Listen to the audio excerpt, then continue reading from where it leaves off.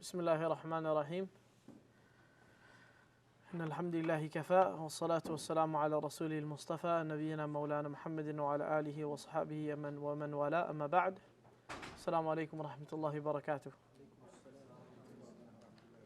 Okay, so as I mentioned last session, that we will be talking about more of the fiqh, the application today. When we study anything in general, but particularly in Islamic studies, there are different ways of studying, different types of courses essentially that you could say. We're not going to be doing here a dirasa ta'asiliya. We're not going to be going into the depth of the difference of scholars between each other, nor are we going to be talking about the proofs. In the concept of finance, which is essentially transactions, they are very complex in that aspect. So to go from that standpoint, it would be very difficult to understand. So what we're going to be doing is called a dirasa tatbiqiyya. It's going to be something that you can all understand and you can apply in your life. Okay? We will go over a lot of information. It will be a lot of new information maybe for some of you. We will speak about certain things. I will mention some of the adillah, some of the proofs that talk about these topics, that surround the topic. However, don't think that we're going to be going to the depth that are mentioned in the traditional books. Okay? So we're going to first study some basic things. I'm going to go over some basic things about transactions, some pricing, some terminologies that you need to know. After that, we'll hopefully get a clear idea of the rules, and then we'll be able to jump into conventional instruments that exist. Okay? Then I also want to do a Q&A because I know a lot of questions will be asked. But please keep in mind that there are a lot of opinions in this, in all of the aspects of finance, okay? On the basics, there are not many opinions. Generally, the scholars agree on the basics. It is the application of the basics on modern day principles or modern day methods and instruments that exist that they differ on, okay? So first, we're going to be talking about pricing. Whenever you take a transaction, you have an item. There is your purchasing or trading. Pricing is an essential part of determining the transaction.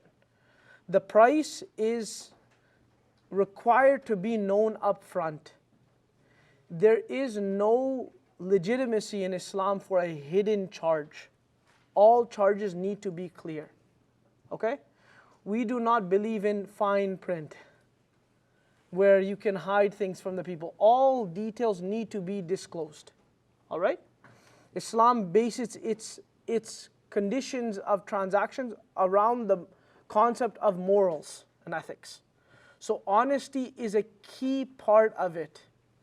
And we'll talk about that to what extent. So if a person is to ask you something about a product and you lie to persuade them into a transaction, you are liable of this. Some people, because of the way the law exists today, that they can kind of deceive you into a price, and then you are liable of that. But there are rules of called misrepresentation. Essentially, it comes under misrepresentation as they use in modern day terminology, where somebody in a transaction is mentioning the price of something, but is hiding other costs in it, okay? In that case, it is a fundamental problem in the transaction itself. So whenever a transaction is breaking from within, there are problems that can come up legally, okay? So the only thing I want you to understand from this point is, you need to be clear on the price for both the sellers and the buyers. Well, this is necessary? Yeah? Okay.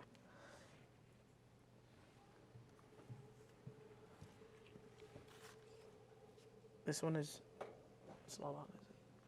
Okay. Yeah, it's on here. I think it's on. Yeah. Okay. Is it even working?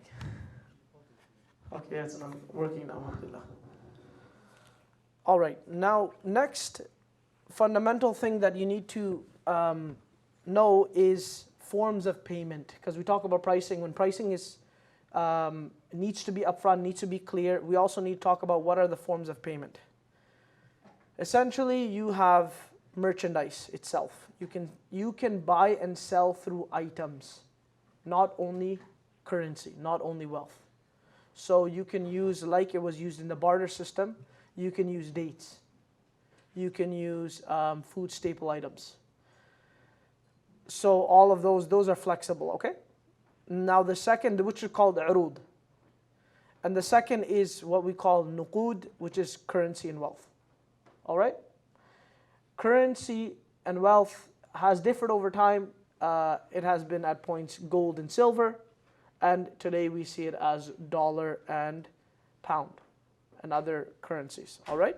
Now, obviously, even today now we have problems or discussions about cryptocurrency. So that will come up when we talk about the modern day instruments. All right? Now, when you set a form of payment in a transaction, are you allowed to restrict that form of payment? If I'm selling to you a car, and I say to you, and let's say I say to Abdullah, I'm trying to sell the car to Abdullah, and I say, Abdullah, you must pay me in cash. Whether he pays me in card or pays me in cash, the value is the same. Correct? So the question is it valid to restrict a transaction to a form of payment? The answer to that is yes. It is permissible to restrict the transaction to a form of payment, irrespective of the fact that they may be equal to the same thing. Like if a person is going and buying something on Facebook Market, I don't think they'll have a machine register with you at home with them, and you'll be able to swipe your credit card. So the fact that they're able to require that, no, I can only accept cash, this does not invalidate the transaction. And it is okay to require this, okay? The same way that some people may require for the sale to occur through merchandise. They want a trade. This is okay. All right? So there's a market value of an item. That does not mean that once the market value of the item is set, that it is up to the buyer to determine the method of payment. That's what this whole topic really is. I want to sell my car, and the market value of the car that I want to sell it for is $1,000. That does not mean that any form of payment is acceptable. Cash, card, or something in the same value of $1,000 merchandise.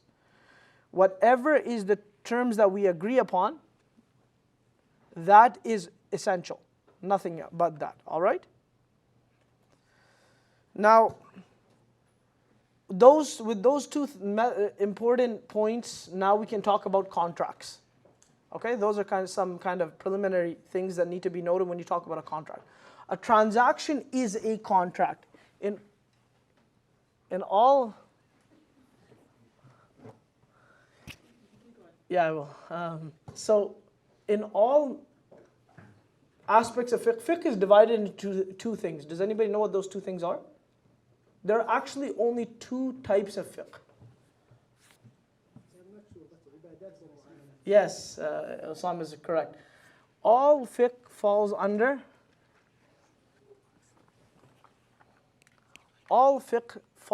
ibadat and muamalat.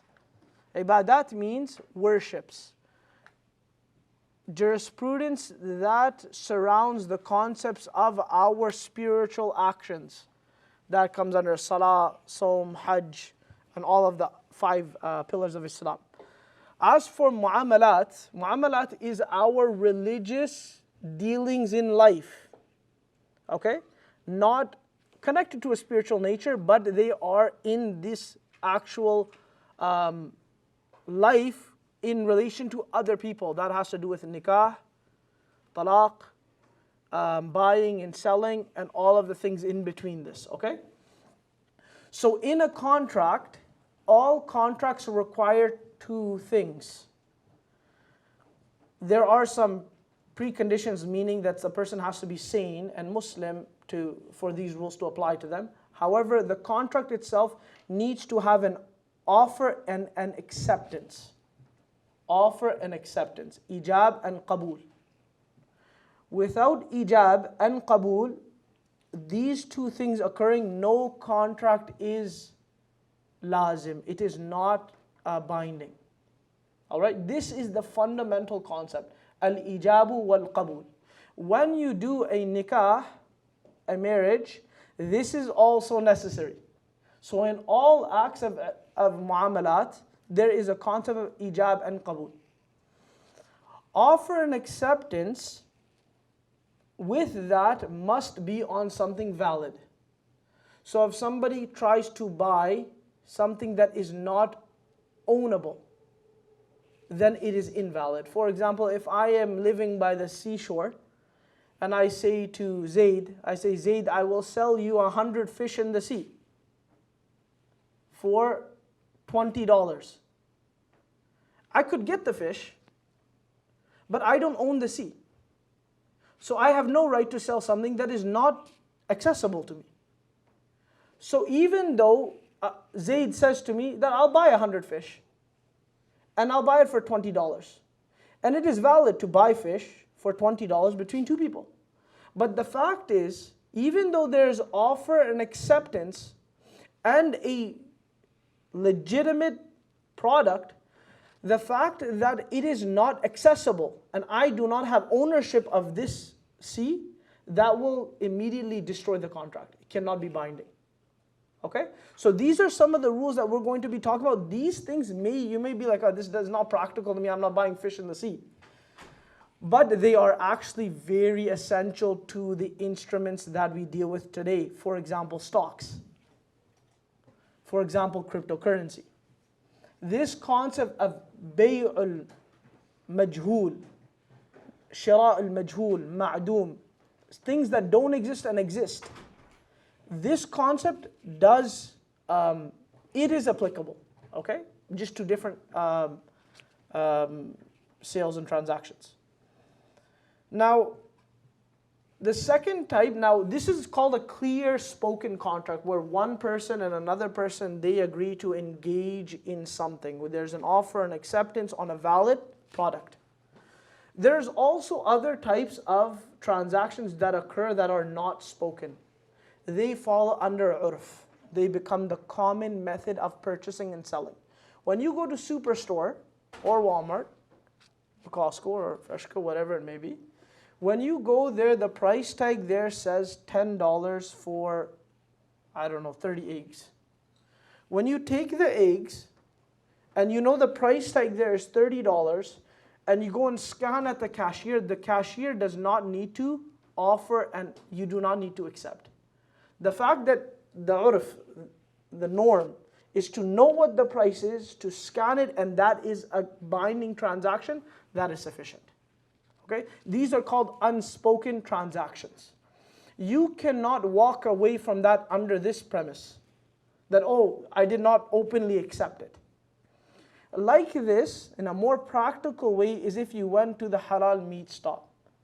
If you went to the shop, the butcher's, and you said to them that I want veal, or I want a certain meat, but I want to be cut this way. I want it to be, let's say ground beef. You want ground beef, but you want extra lean.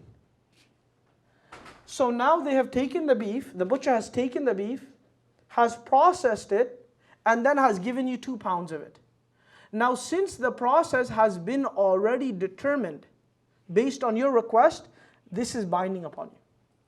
You cannot come after and say, oh, I didn't know that if you process it to the extent that it becomes extra lean, 2 pounds of it, that I didn't know it was going to be $20.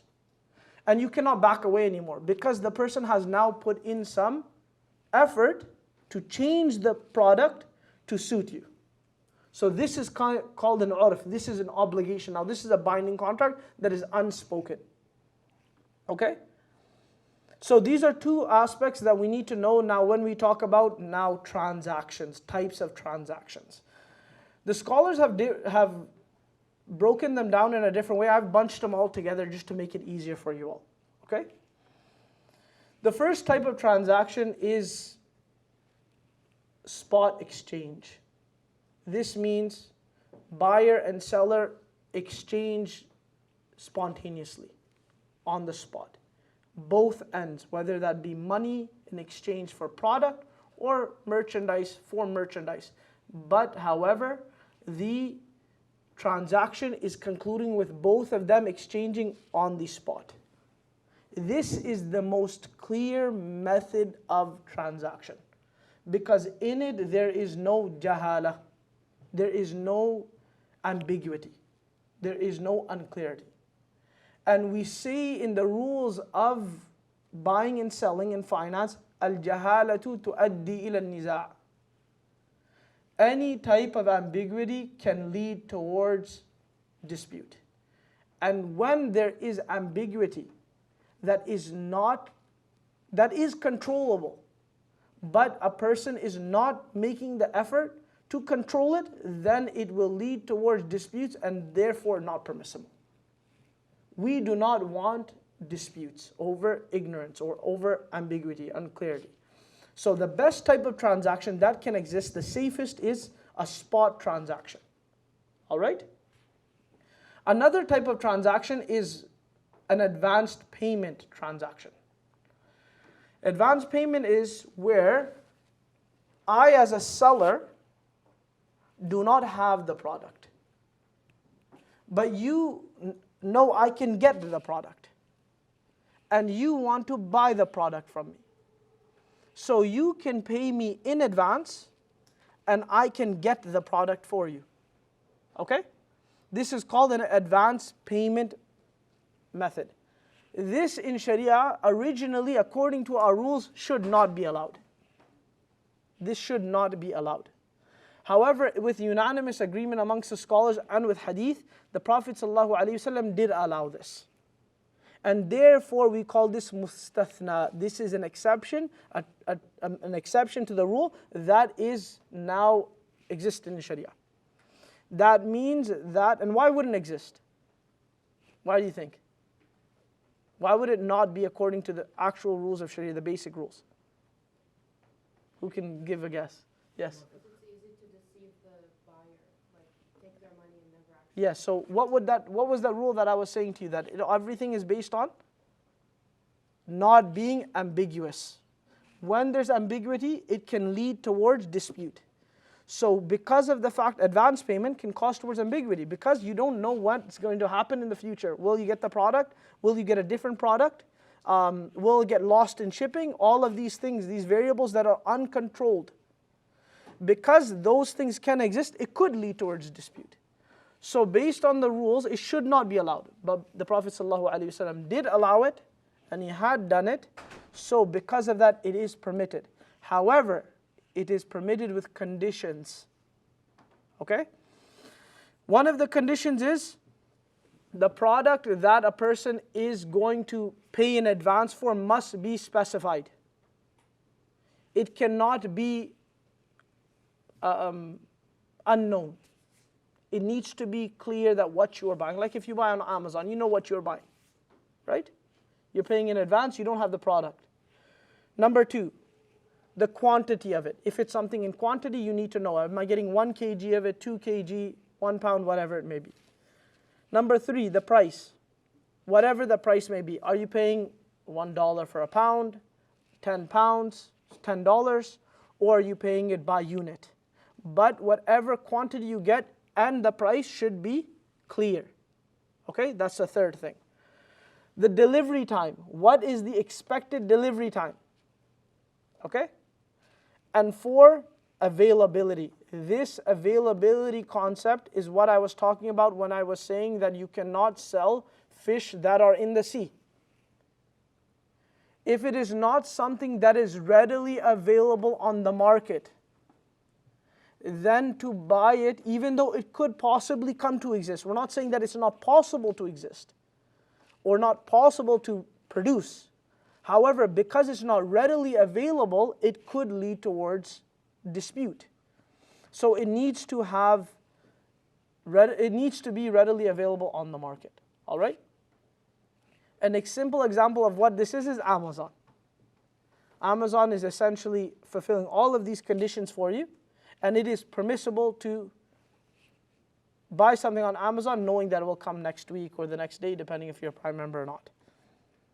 Right? Any questions on that? Yes. So when somebody says,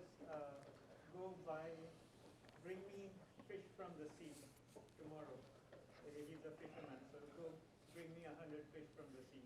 Is this allowed or not? Not permissible. He can get the fish and then he can sell it to you, but he cannot, even though this is his job, because he cannot guarantee that he will get 100 fish. But it's like the service, right? Because when you pay somebody in advance, the exception that you mentioned. So there's a difference between paying somebody for a service and paying somebody for a product. If he said to the fisherman that I am going to pay you $10 an hour for the day, that would be 8 hours, $80. This is okay whether he produces 1 fish or 100 fish. This is okay because he's paying for the service. When he's buying the product, he's buying the outcome of the service. That is an uncontrolled variable. So that needs to either be readily available and follow under these conditions, or he needs to buy the service. Okay? If we were to apply this in like a different example, like dropshipping, if you're familiar with it, where basically you're advertising a product and you don't have access to it, but you know that it can be shipped out once you receive the payment. This is different. Dropshipping is not the same here, because dropshipping is you are not acting as the seller, you're acting as like the wakil. And we'll talk about this. This is a modern day, like FBA they call it. Yeah, what was it called? Amazon FBA. Yeah, Amazon FBA. I remember writing fatwa on that in the past. But that is different because that is not where the person is selling the product. They're essentially being a middleman in there. So that's an agency. Okay? As long as the terms are clear on those, that you know that you're the agent there, and you are acting on behalf of the wholesaler or whatever it may be behind the scenes, that's okay. That's a different contract though. That's not what we're referring to here. Okay? Quick question for you. Just a question that stemmed from his question is, let's say with fish or another product, let's say you're like a Craigslist, you have something, a product to deliver in, you get to a location and you get all the way, let's say Chilliwack, or the guy brings you the fish after you told him you want the fish, and then you as the buyer like, I don't want the fish, but you owe him a certain amount for actually retrieving that. You got to give me a little bit of clarity. So the person has brought like the transaction. Yeah, let's say I ask you to bring your camera that is what it is. You bring it to me. I say I don't want it anymore. But you actually went through all this effort to source it, to bring it to me. So this will come up in the options. Okay. There's some called khiyar shart, options in a transaction that will kind of come up there. Maybe better to ask there. Okay. I understand what you're saying, but it'll connect better there. Is this water for me? Yeah. Okay, thank you. Yeah, sure. Let's say there's an apple tree, right? There's a tree with apples on it. And I tell somebody, hey, bring me 4 apples, and I'll pay you $1 per apple. Is that not allowed? Would you have to say, I'll pay you for your 5 minutes of time to pick the apples? No, you can ask them for the service. Now what you're doing is you're breaking it up. Okay, so you have not made a transaction with them. You have employed that person. That's not a transaction with them. You've employed somebody that you go to the apple tree and you bring me back 4 apples, 5 apples, whatever apples it may be. Now that needs to be clear. So you have not commissioned him on a result of 4. If you do, then he needs to understand that I am working based on 5 apples coming. If I don't produce 5, then my contract is not fulfilled with my employer. This is commission based now. This is a commission-based service. This is not a, he's not buying from a seller, right? So these two things are different. We can't mix and match them. So that needs to also be clear that, okay, in the case of not 5 apples coming, am I paying for individual apples or none? Is it 0 or 5? So those things all need to be clear because this is now an employment contract. All right? So I'm asking this to try to understand the difference between the apples in the tree and the fish in the sea. So if you were to say the apples on the tree would be the same. Because there's no guarantee on how many apples are there. So this will be, again, like shira'ul ma'doom. You're buying something that doesn't exist. Or shira'ul majhul, something that's unclear to you.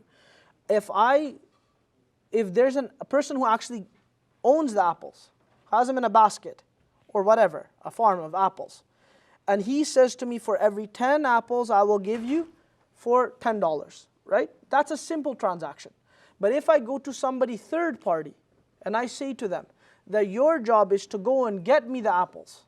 Now this is a transaction between me and the person that I employed, not me and the farmer or whoever actually sells the apples. So we cannot mix the two. That's where there's some confusion there. We need to make it clear that the transaction is either happening between buyer and seller, or you're saying buyer and seller through an agent. Okay? Because the example you're giving is through an agent. Right? And then the rules of agency come in.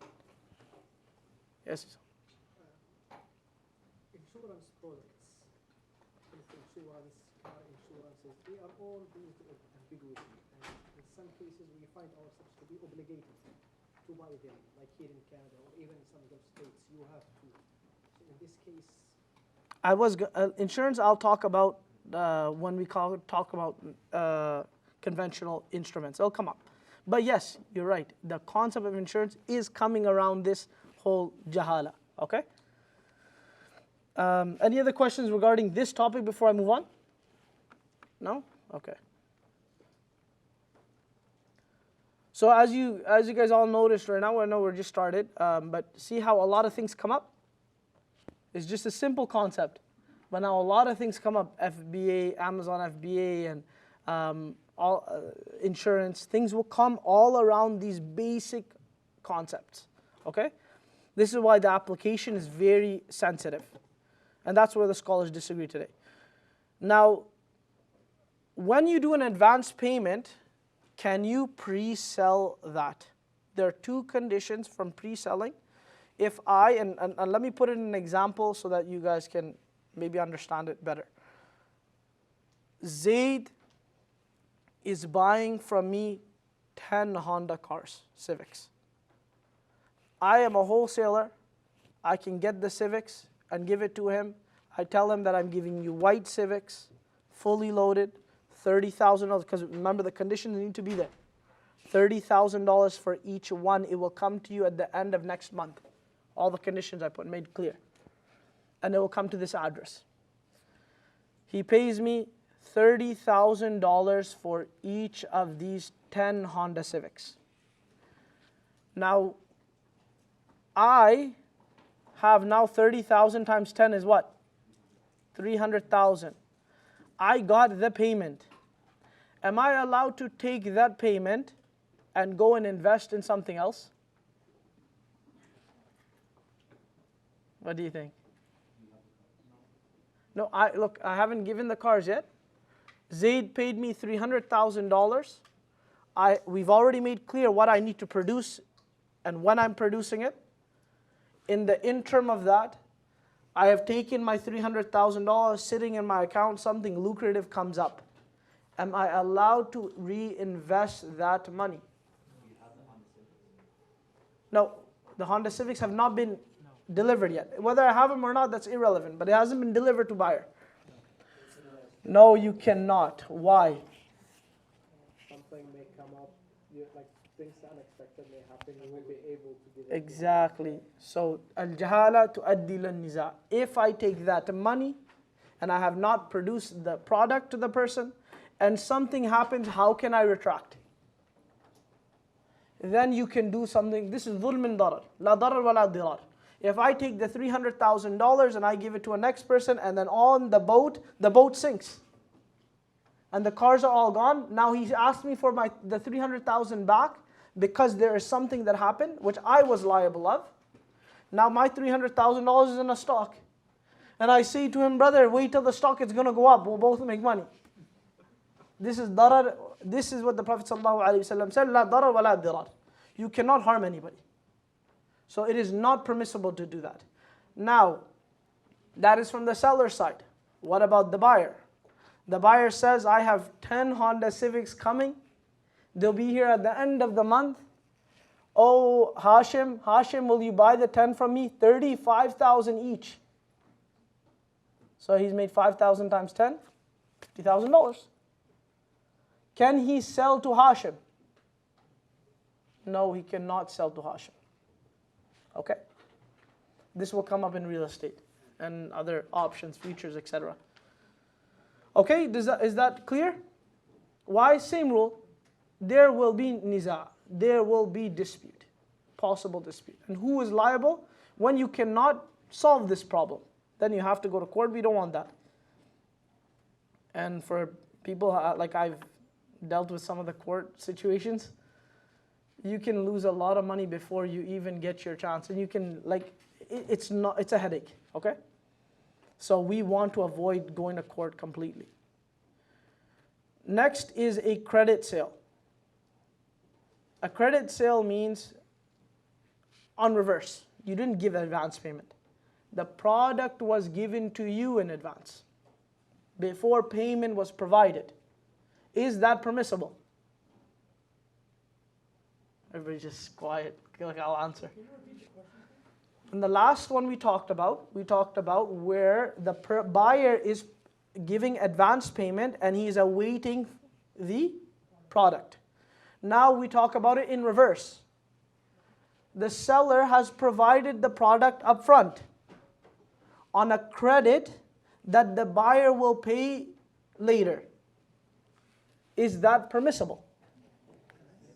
Yes, we all agree or don't agree? Who disagrees? No one? Okay, yes, it is fine. But there is also condition. What do you think the condition is? Time, good. The time of payment must be clear. It is not permissible, even if it be your friend, to say that you can pay me whenever you want. Why? What if 10 years pass and you're like, brother, pay me. Now, how do you have a legal right?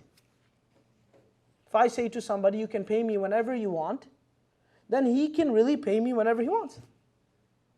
And it could be after I died, or he didn't know I died.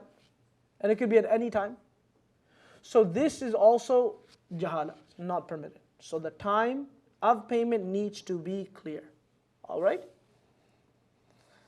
If payment is done and there is, there's so many currencies that exist today, pound, Egyptian pound, British pound, Canadian dollar, American dollar, Australian dollar. Whenever a currency is mentioned of payment, we talk about naqdul bilad. It is whatever your currency of the country is. This is always going to be the default position. If there are more than one major currency in your country or your land, then it is not permissible to complete the transaction without specification. Okay? If there are two different transactions, two different currencies, you need to clarify if they're both used. Next, the transaction of selling currency. Now we're not talking about product anymore. We're talking about money in exchange for money or currency in exchange for currency. Who knows what are the types of currencies in Islam?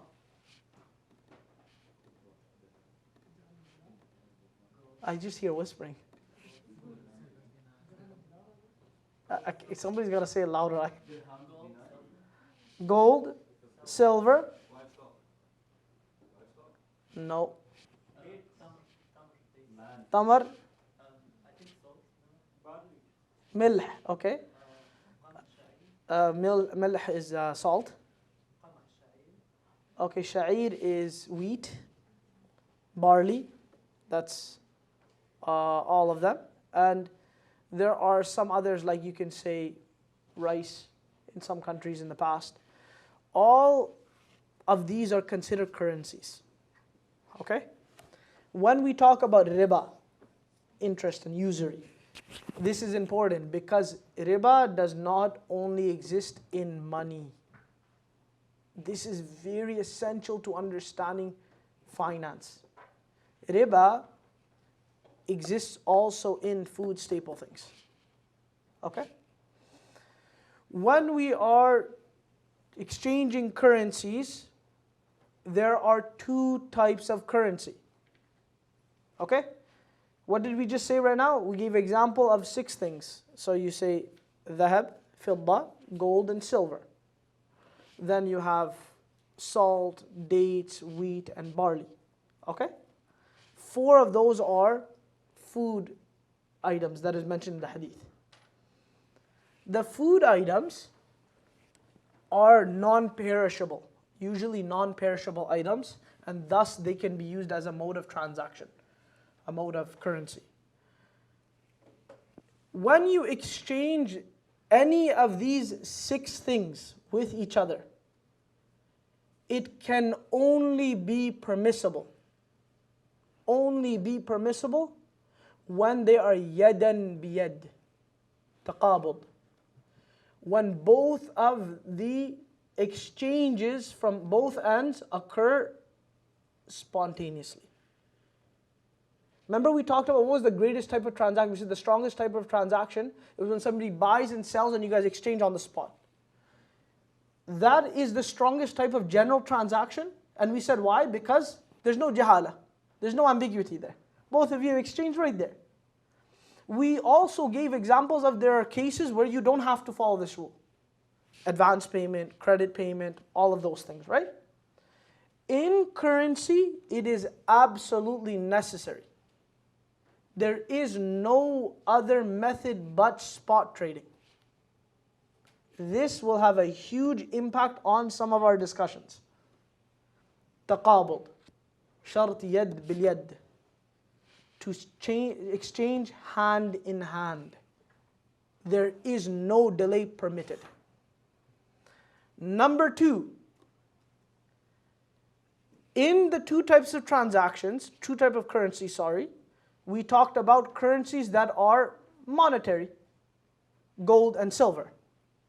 Then we talked about currencies that are non-monetary, food staples, barley, wheat, date, and salt. And the first condition, it overlaps them all 6, when they are trading. When they are traded with each other, meaning date for date, gold for gold, silver for silver, when they're called in the same jins, the homogeneous type. You have the jins, which is actually the type, the gold. Gold is a jins. And you exchange gold, which is the same jins. When they are exchanged, they need to be hand in hand, spot trade. But if they are the same homogeneous type, they must be the same weight. It is absolutely haram to change the weight, irrespective of the value. If I take a ring that was manufactured, a gold manufactured ring, that maybe because it's 10 grams or 1 gram of gold is worth $1,000. But because it was manufactured in the market, it's worth $1,500. And I take a gold nugget, raw gold nugget, called tibr, and that is 1 gram, and that's only worth $1,000. It's unrefined. Is it permissible for me to expect more from the person with the nugget? Maybe he give me 1.2 grams, because there's a difference in the value. What do you think? Who says yes? Put your hand up. Who says yes? Who says no? Who says I don't know? It is absolutely haram to exchange two homogeneous types of currency where they are different in value, regardless of, different in weight, regardless of the value. Okay? There is no exception to this. Rasulullah sallallahu alayhi wa sallam said, Al-Jayyid wal-Radi sawa. Whether it's one of higher market value, better quality, as opposed to the other, this does not matter. Anybody have knowledge about dates? Tamar. You get majzul, sukkari, ajwa, all of these different types of dates. They all differ on the market. 1 kg of ajwa may be $25. It's a very expensive date. And sukkari may be 2 kgs for $5. Very cheap. Though they differ, it is impermissible to exchange 5 kgs of sukkari for 1 kg of ajwa, even if the value on the market be the same. Impermissible. Okay? So, that condition that I'm saying to you, mithil bi mithil, when they are the same and they have to be the same quantity, this is only when they are the same homogeneous type. That means if you are to sell dates for salt, it does not need to be the same weight. Okay? You guys all following? If you take the different jins, homogeneous type, and you sell date for salt or salt for wheat, then it can differ in quantity, but must still what? Be spot. It must still be at the same moment. Okay? So an example, Assalamu Alaykum. An example is American dollar with Canadian dollar. They have different values. Canadian dollar is worth less. So would somebody say that you need to sell 1 Canadian for 1 American? No. The value is different. Can you sell 1 American for another American at a different price? No, you cannot do this. You cannot say 2 American for 1 American. That's riba. You're asking for extra money for something in exchange for something that isn't the same. But can you say 2 Canadian for 1 American? You can. This is the same way you can do 1 gram of gold for 10 grams of silver. That is okay. You cannot do 1 gram of silver for 2 grams of silver, because they're the same. But in all of the cases, whether you are exchanging the same item, meaning gold for gold or whatever it may be, whatever currency, in exchange for the same, or different currency, the condition that they must be spot trade exists no matter what. Okay? Is that clear? I know it can become a little confusing. Does everybody understand? Yes? So, we know when people like to play some limited edition coins or currencies, would that be allowed? That's a good question. So, this is a very good question. There are some type of transactions that can be shibh riba. Very good question. He asked about a coin. You know, you take the loonie, and it's a limited edition coin. It's worth more than $1. Can you trade it for more than $1? It's worth on the market more than $1. Generally speaking, no, if it is used in the market currently for both. So right now, if there's a Olympic 2012 loonie, it may be on the market worth $1.20, but it can still be used as a loonie. So this is shibh riba. It becomes just like riba, cannot be done. But 100 years later, it's not used as a loonie at all anymore. Okay, no barakah in the system, huh? It's not used as a loonie at all anymore. Now it cannot be used in a regular transaction, but it is still considered a loonie. In that case, now it is an ard. Now it is a merchandise. Then you can buy it for $10, $20. Another example is gift cards. You ever see on the marketplace you want a $500 Best Buy gift card and somebody will sell it to you for $450?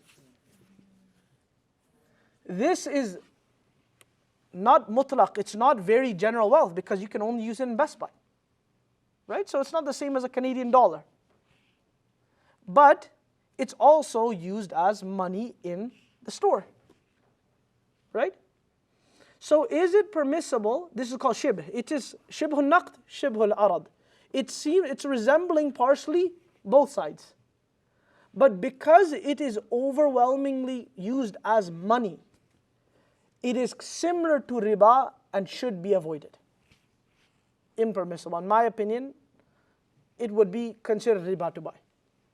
Unless buying for exact same amount of money, $500. Okay?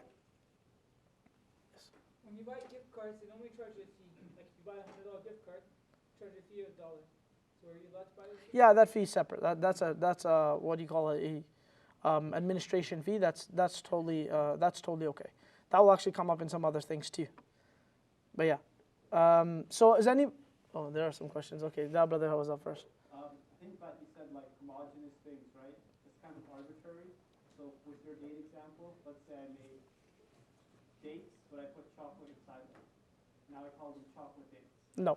Is that homogeneous to a normal date, or is that a different product? No, because this is mustasna. This is something where you've done something to it. When a currency has now been changed, well, you could say not like a dollar, but the food staple currency has been changed, altered, then it will be considered a merchandise. Just like if somebody were to take the rice and cook it, it's not going to be the same. Okay? It has to be in the versatile form. Okay? But doesn't the same argument apply to gold that has been shaped into a ring, for example? You've done something to it, right? No, gold and silver are intrinsically used as wealth. Intrinsically. They are separate than for food staples. But dates are also used as well, right? Dates are used as food staples and currency. So that's why I said they're divided into two. There are those that are considered currency no matter what you do to them. And gold is used as ornament and also currency, right? Still will be considered currency. Whether you use it for any method, it will always come back to currency.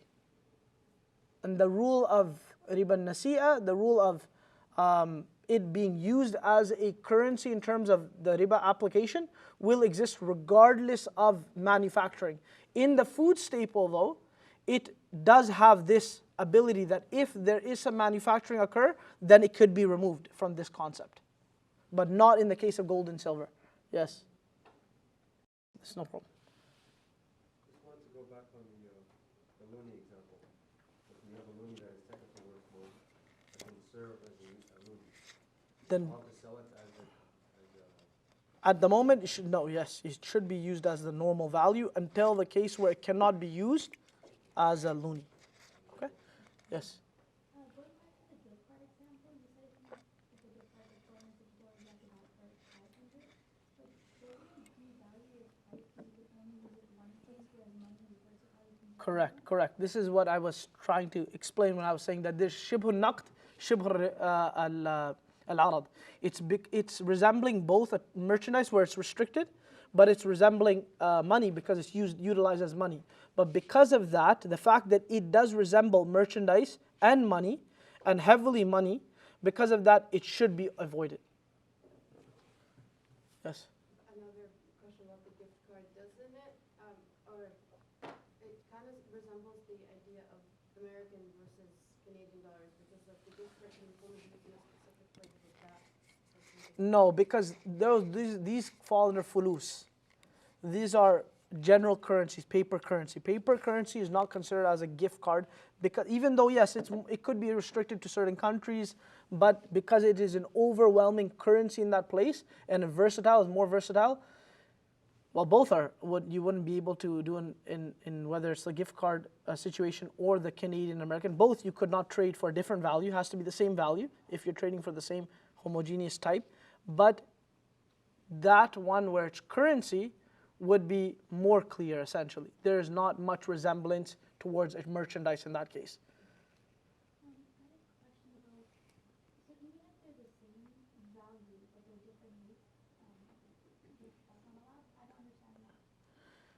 This is called riba al-fadl. When in hadith we are taught that there are these things that when you trade them, they must be in the same weight. The reason for that, now, first of all, the hadith does not give us a reason. Hadith tells us this is the concept. The scholars have talked about some of the logic behind it. Mostly due to capitalism, inflation, the fact that it can become exorbitant. Where if a person is to say that we will dictate the value of what is considered as a currency based on possible additional usufructs, then it could change the method of currency itself. So you take gold itself as a currency that is used for everything, and then there are types of gold that are used for jewelry, as the brother mentioned. Now because they're used for jewelry, now you're mixing between the two and trying to change the value of the actual currencies.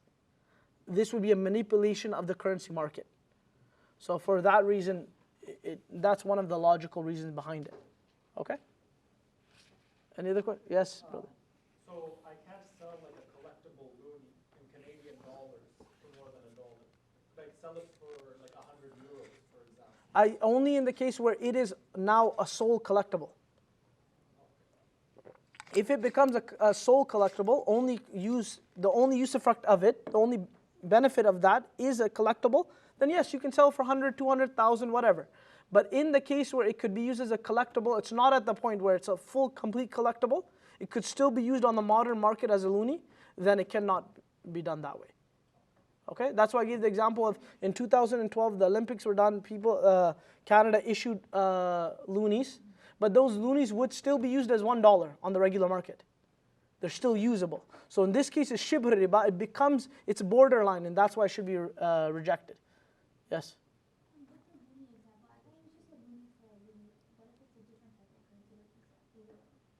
Yeah, then that's okay. Then that's okay as long as the condition, what is the condition that must still exist, is that it must be spot trade.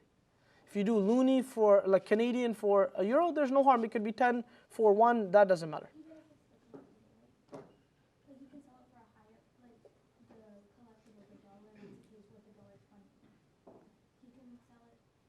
That doesn't matter, yes, because when you're selling for another type, that concept that we were talking about before is irrelevant now.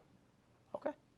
Yes. I just want to know if you wanted questions at the end or not, because I know there's going to be a lot of questions about specifics, and you did mention earlier we wanted to. I know, but these are particular to this topic, so they'll forget after. That's okay. We'll try and maybe they won't have questions later then. If you want to go. Yeah, This is extremely hypothetical, but what if you had like the collectible and then you move countries? Could you sell it in the other countries if it's not used as currency? yes. Yeah. That shouldn't be harm. The carat of the gold, like let's say I come in with 22 karat gold, only 8 grams, you give me 20 karat gold, I have 10 grams. Is that just like Same, no, that's going to be currency for currency. That's exactly what we were talking about at the beginning when we were saying that regardless of the market value difference, it's the weight that matters. No, 20 karat, 18 karat, let's say, the carat's difference of the gold, purity of the gold. Yeah, but the weight would be the same. The weight would be the same. This is also important to know about zakat. For any of you that have paying gold and you pay zakat, this concept of carats is important to know. So whenever you pay zakat, contact me then. Any other questions? Yes, brother. Just to expand on that question. So if I have like 10 karat gold, is the value of like the bar itself or the gold content of the bar? It is only based on the weight. Only based on the weight. You mean the weight of the gold? The weight of the gold, correct. So like the pure form of the gold? No, now once something is mixed weight, if it, according to the Hanafi scholars, this is majority and most act upon this position. It could there are some scholars that disagree that would say yes, it would be based on that. But when something is a mixed metal, but the usage is for gold, then it will be considered as that completely. Okay? Okay, next is leasing.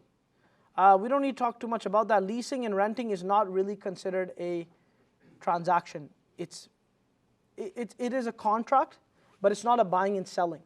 It's paying for the usufruct of something, the usage of something.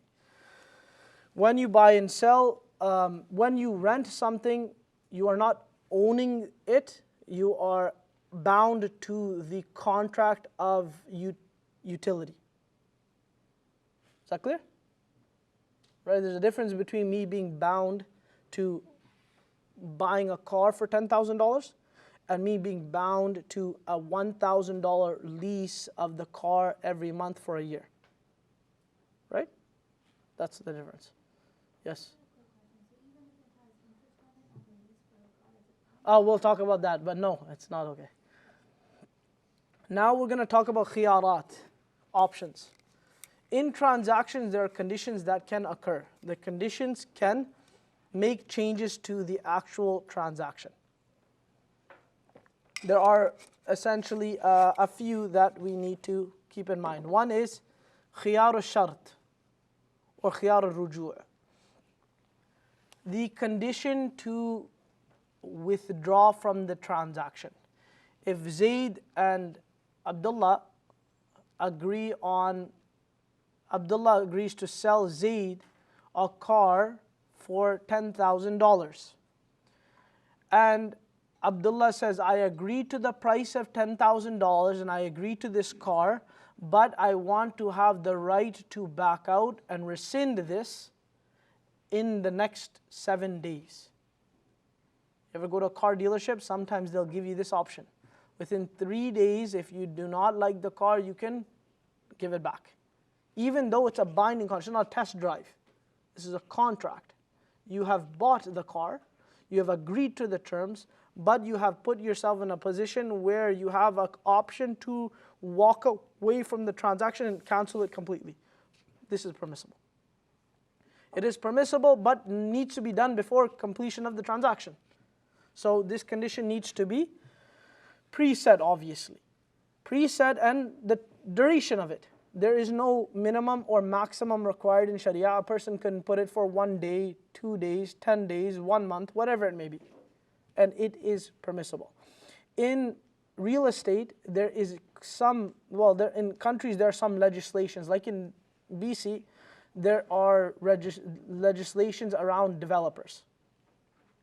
If anyone were to purchase a property directly from a developer and agree to all of the terms, they have a right of 7-day rescission period, which means that whether they put the deposit or not, so they could put the deposit, they could not put the deposit, but the moment that they agree, they have 7 days to walk away without any question.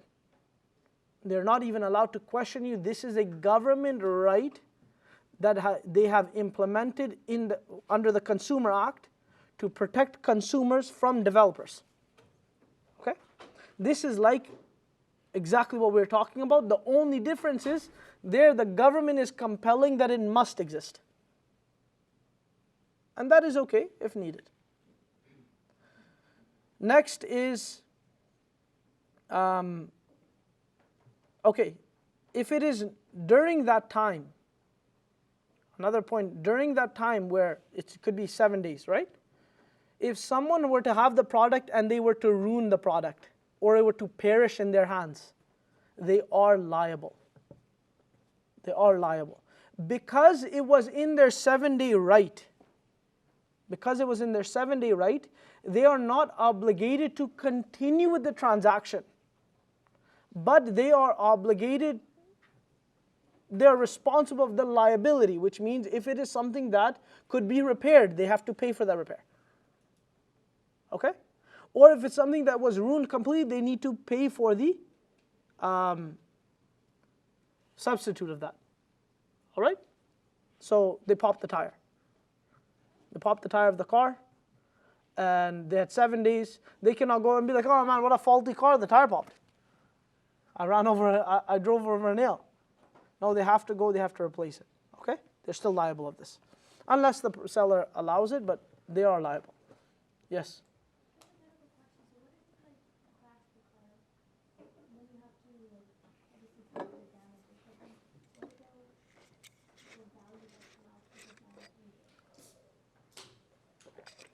Now this is a little different because this is more modern day. If a person were to buy a car and they would have the 1 week time and they were to crash the car while it was in their possession, they would be insured. The insurance would cover them for that cost. And it is true that the losses of that, because now the car could be, it would depreciate because it had an accident registered on its Carfax. And because that's registered there, that loss would be inevitably consumed by the seller. In a Sharia thing, in a Sharia state, they should be saying that, you know what, my car has depreciated $5,000 irrespective of being fixed. You are liable of the $5,000 from a Sharia part. But in Canadian law, you would not see that happen because the insurer will take responsibility. Did you guys understand her question? It was actually a very good question. Next is an option to return in the case of false advertisement. So the scholars mention if you buy a cow, because obviously they're working at that time, if you buy a cow from somebody and he says, this cow gives milk, he goes home and it doesn't give milk. It's false advertising. He's allowed to take it back, okay, and cancel the transaction. That is in the case of fraud, okay? Another option, so the first one that we talked about was an option that you're pre-setting. This one you're not pre-setting. This is an option that is your automatic right in the case of fraud. You don't have to preset this.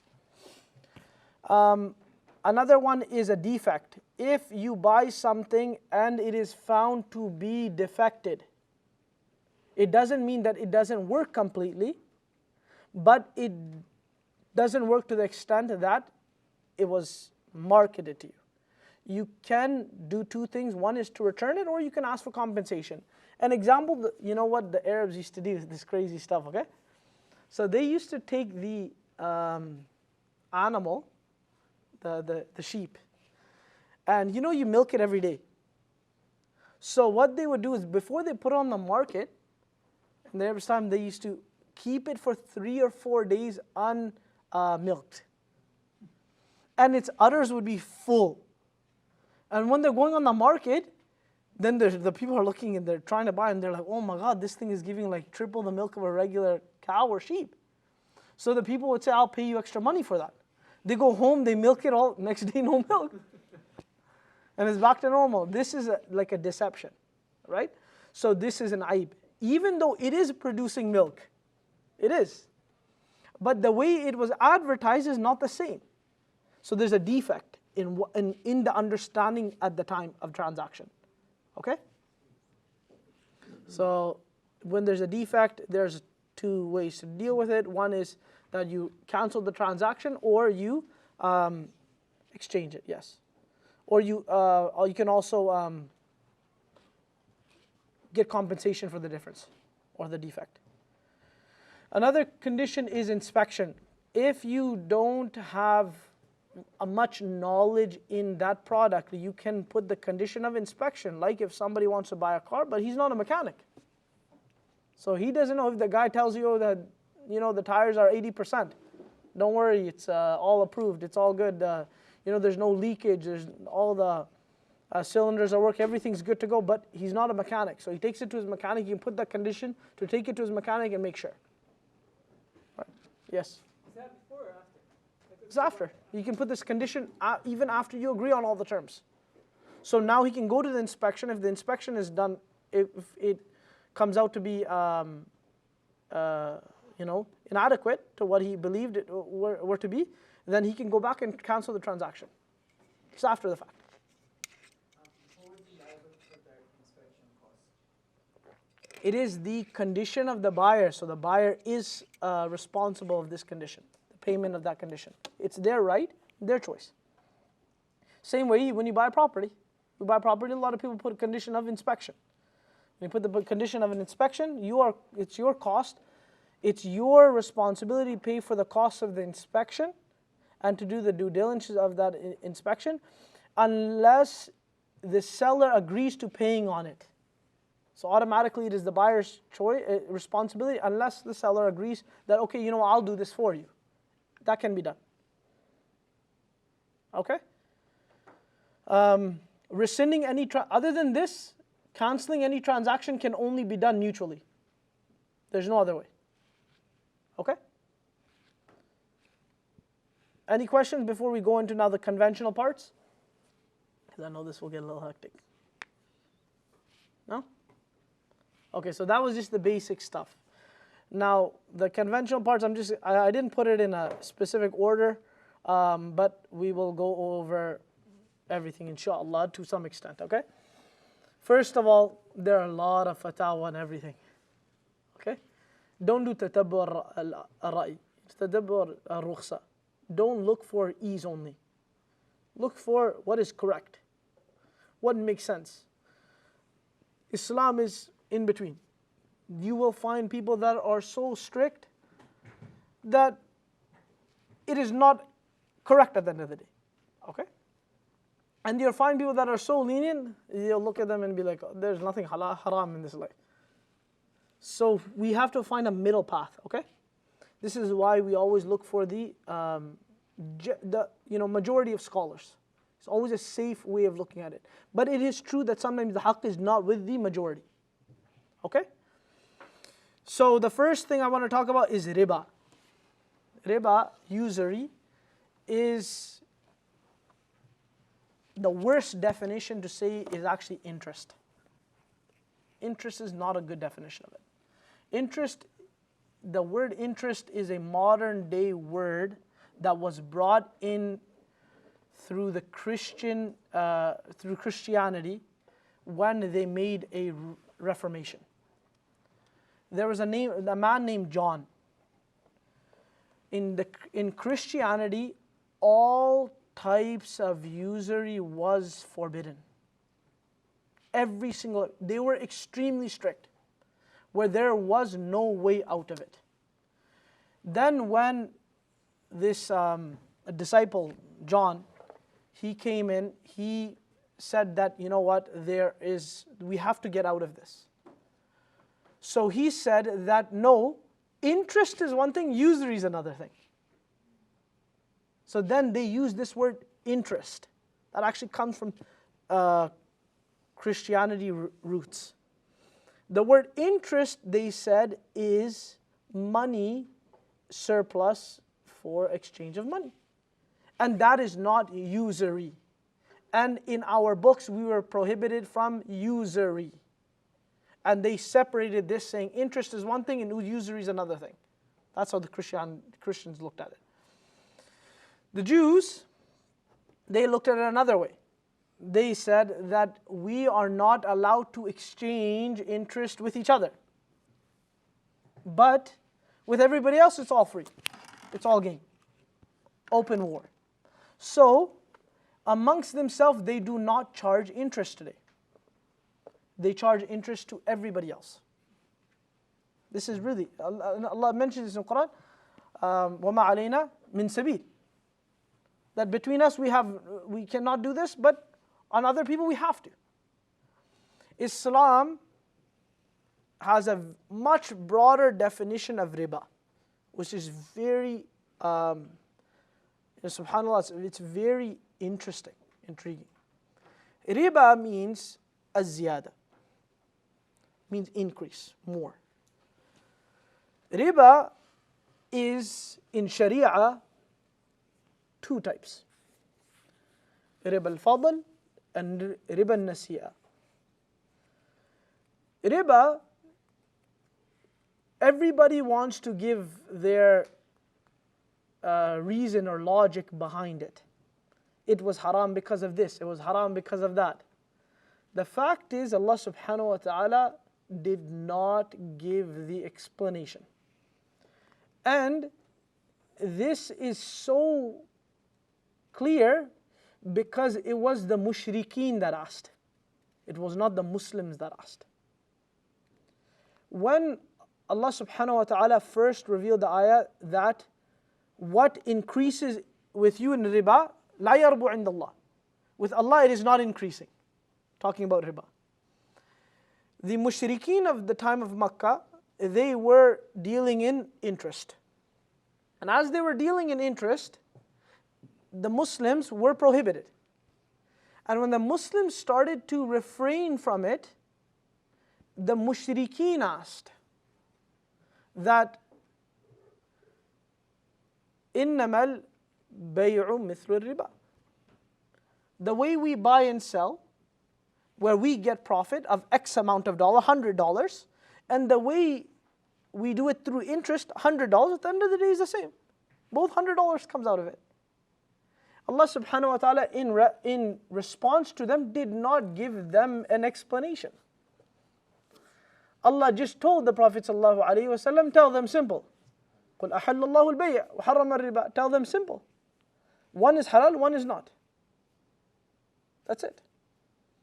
The scholars say behind this, the reason is because the benefits, the logics behind it is called illah. The reasons, the ta'leel, the purpose of the prohibition may differ time to time. If we connect the prohibition to a ta'leel, a reason, if that reason were to leave, then you would permit it in another case. So someone says to me, for example, it's haram because you're asking people that don't originally have the money for more money. You know, they wouldn't use the riba, they wouldn't use the loan if they had the money. But they don't have the money and you're asking them for more money. We'd say that it hurts them, doesn't benefit them. Now what if the cost of the loan, look at inflation today, the cost of the loan were to be less than the benefits that can be produced from the loan? Then a person would argue and say that through the loan, they're leveraging more of their benefit. And maybe that kind of is unclear to you, but if somebody takes $1 million at 1%, it's haram. You say, I don't have $1 million cash. But if you were to take the $1 million at 1%, and now he has the ability to use that $1 million at the cost of 1% and put it into a property that will generate 10%. He will say that this riba is not hurting me, it is benefiting me. Why? He is making a difference of 9% capital gain, right? So if we said that it is based on the fact that somebody is losing through riba, this is not all true only. It is possible, it is one of the reasons, one of the many, but it is not restricted to this. Because if you only use your logic, you will always find a way to justify it. Okay? You guys understood that example? Now, riba nasi'a is the riba of Quran. Riba nasi'a means to take money, a surplus of money in exchange for a loan. Why is this impermissible? There is no transaction. This is what you need to understand. Everybody wants to understand. Listen, when you loan to somebody, it is not a transaction. It is not. It is not a transaction because a transaction requires exchange, not return. There's a difference between returning something and exchanging something. If I am to give you $1,000 as a loan and ask you for $100 in exchange, I'm asking you for that money in lieu of time. Time is not a commodity. Time is not something that you buy and sell. Okay? So this is why, this is the basic understanding that everybody needs to have, that riba nasi'a is not a transaction. And to ask for money in exchange of nothing is gharar. It is shira al-ma'dum, you're buying nothing. It's like if I were to say, brother, you're breathing the air around me, so pay me $100. I would say, this doesn't make sense. Even if I become a tyrant, and I say, I own all of this land, I own this classroom, so all of you are breathing here, pay $100. This is something that is not translatable into merchandise. Okay, so the same is time. in the case of it being void of a merchandise. Yes?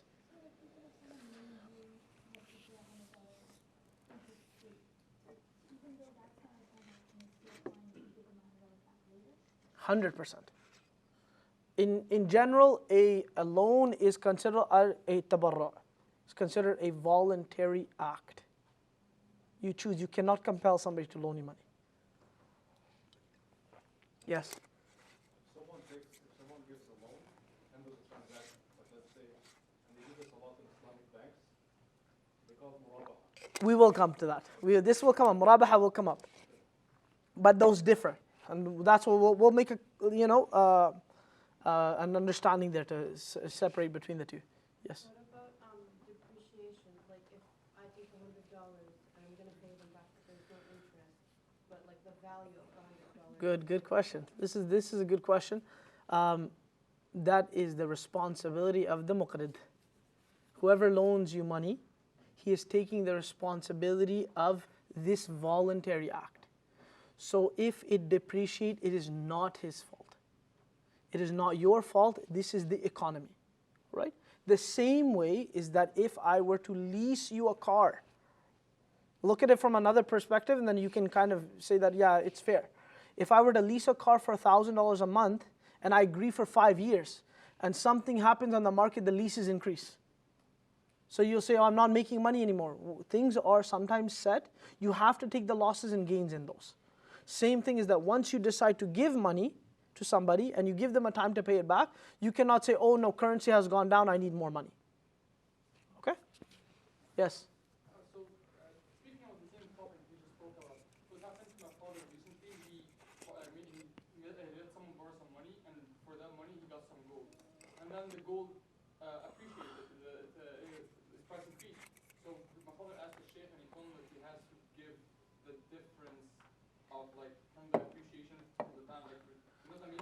Okay, so I need to understand one thing here. Your father gave somebody money, put it in like a number. Let's say your father gave somebody $100. Sure. The person didn't give him $100 back, instead gave him the value of gold. No. So the person gave the gold as like like just a safekeep. Like if I wasn't able to Amana, as an amana. Yeah, pretty much. This is a collateral, the rahan. Exactly. So if you weren't to give me, if you didn't give me the $100 back, then I will keep the gold. But she what's it called? Like she gave us the money back, but So she did give the money back then? no, she couldn't give the money back. She couldn't give the So money then the back. rahan was used, the collateral was used for the compensation. Then yes, anything that's extra should be given back, Okay. So it's actually regardless of what the depreciation is. got you. So we have to. Yeah, in the case of a rahan and case of a collateral, if it decreases, you get the whole thing. You take the losses that that transpire. But in the case where it appreciates, you give that back. Oh wow. So we take the loss, but you cannot take. Yes, you take the loss. So for example, if this is Because it's not a transaction, right? So the moment that you give it is a voluntary act. Means you're taking the losses that come with it. You cannot take the gain. Makes sense. You're right. So this is with regards to riba. If I invest $100,000 in your business, on top of getting that loan back, I ask for equity of your business. Is that sort of also riba? The interest, like I ask for a percentage of your business In lieu of the loan? on top of the loan. Like I ask for equity of that business. So I want payment of my loan. Yes. This is yes. If there is a loan given, and you try to take a side benefit as a condition in that loan, yes, it's riba. No matter how you label it, whether it be equity, anything else, this is riba. Any hadiyah, gift given through a loan is permitted in the case that it was not a precondition. Okay? So if you helped me out and I say, you know what, this guy really helped me out, I'm doing well now, and I gift you something, I give you another $100. As long as it's not a precondition, halal. But it cannot be a precondition. Yes? What if in a similar situation, like I'm giving a loan to a business, I give them $100 and I say I'd like you to give me back $90,000 and I keep a percentage of the business. Is that halal? No, you have to separate between the two. That's not a loan then. Either you're doing an interest-based loan and you're turning the interest into an equity, a variable, basically a variable return. Or you're going to make it two different things. Brother, I'll give you $90,000, you give me that back. I'll put 10,000 and this is an equity. You have to separate between the two. This is a very important rule. You need to understand that the wording does not mean anything. العبرة في العقود للمقاصد والمعاني لا للألفاظ والمباني. Whatever is used in the transaction that really occurs is the only thing that matters. The wording is useless. If everywhere is written interest, it could be 100% halal. And if everything is mentioned, principal, equity, all of these other words, return, ROI, whatever you want to say, it could be 100% haram. It is like if I say to you, and the scholars give an example, if I say to Aasim, I will gift you this Honda Civic for $10,000. Listen to it. Aasim, I will gift you this Honda Civic for $10,000. I read a gift, I put a receipt of a gift. Is it a gift? Can never be a gift, no matter who says it's a gift. He says, no, Nabil, wallahi it's a gift. I say, wallahi it's a gift. It's not a gift. Transaction. This is where the wordings mean nothing. What transpires, the reality of the transaction is everything. The same if you do it vice versa, if I say to him that Aasim, you buy this car for me for free. He said, I'm buying it. We write a wholesale agreement. It means nothing, it's a gift. So the same way, if somebody says, I'm putting $100,000 as a loan to you, you give me 90,000, I want 10% equity, this and that money, this is riba. This is riba, no matter how they mention it. I had a huge, actually, investment firm contact me. They called me in and they wanted to talk to me about, turning their things into Sharia finance. It was non-Muslims. But somebody gave them my number, so they came and sat with me, and he says, brother, he goes, oh, so you can't put interest? I'll put zero there, but I'll charge them $300,000 fee.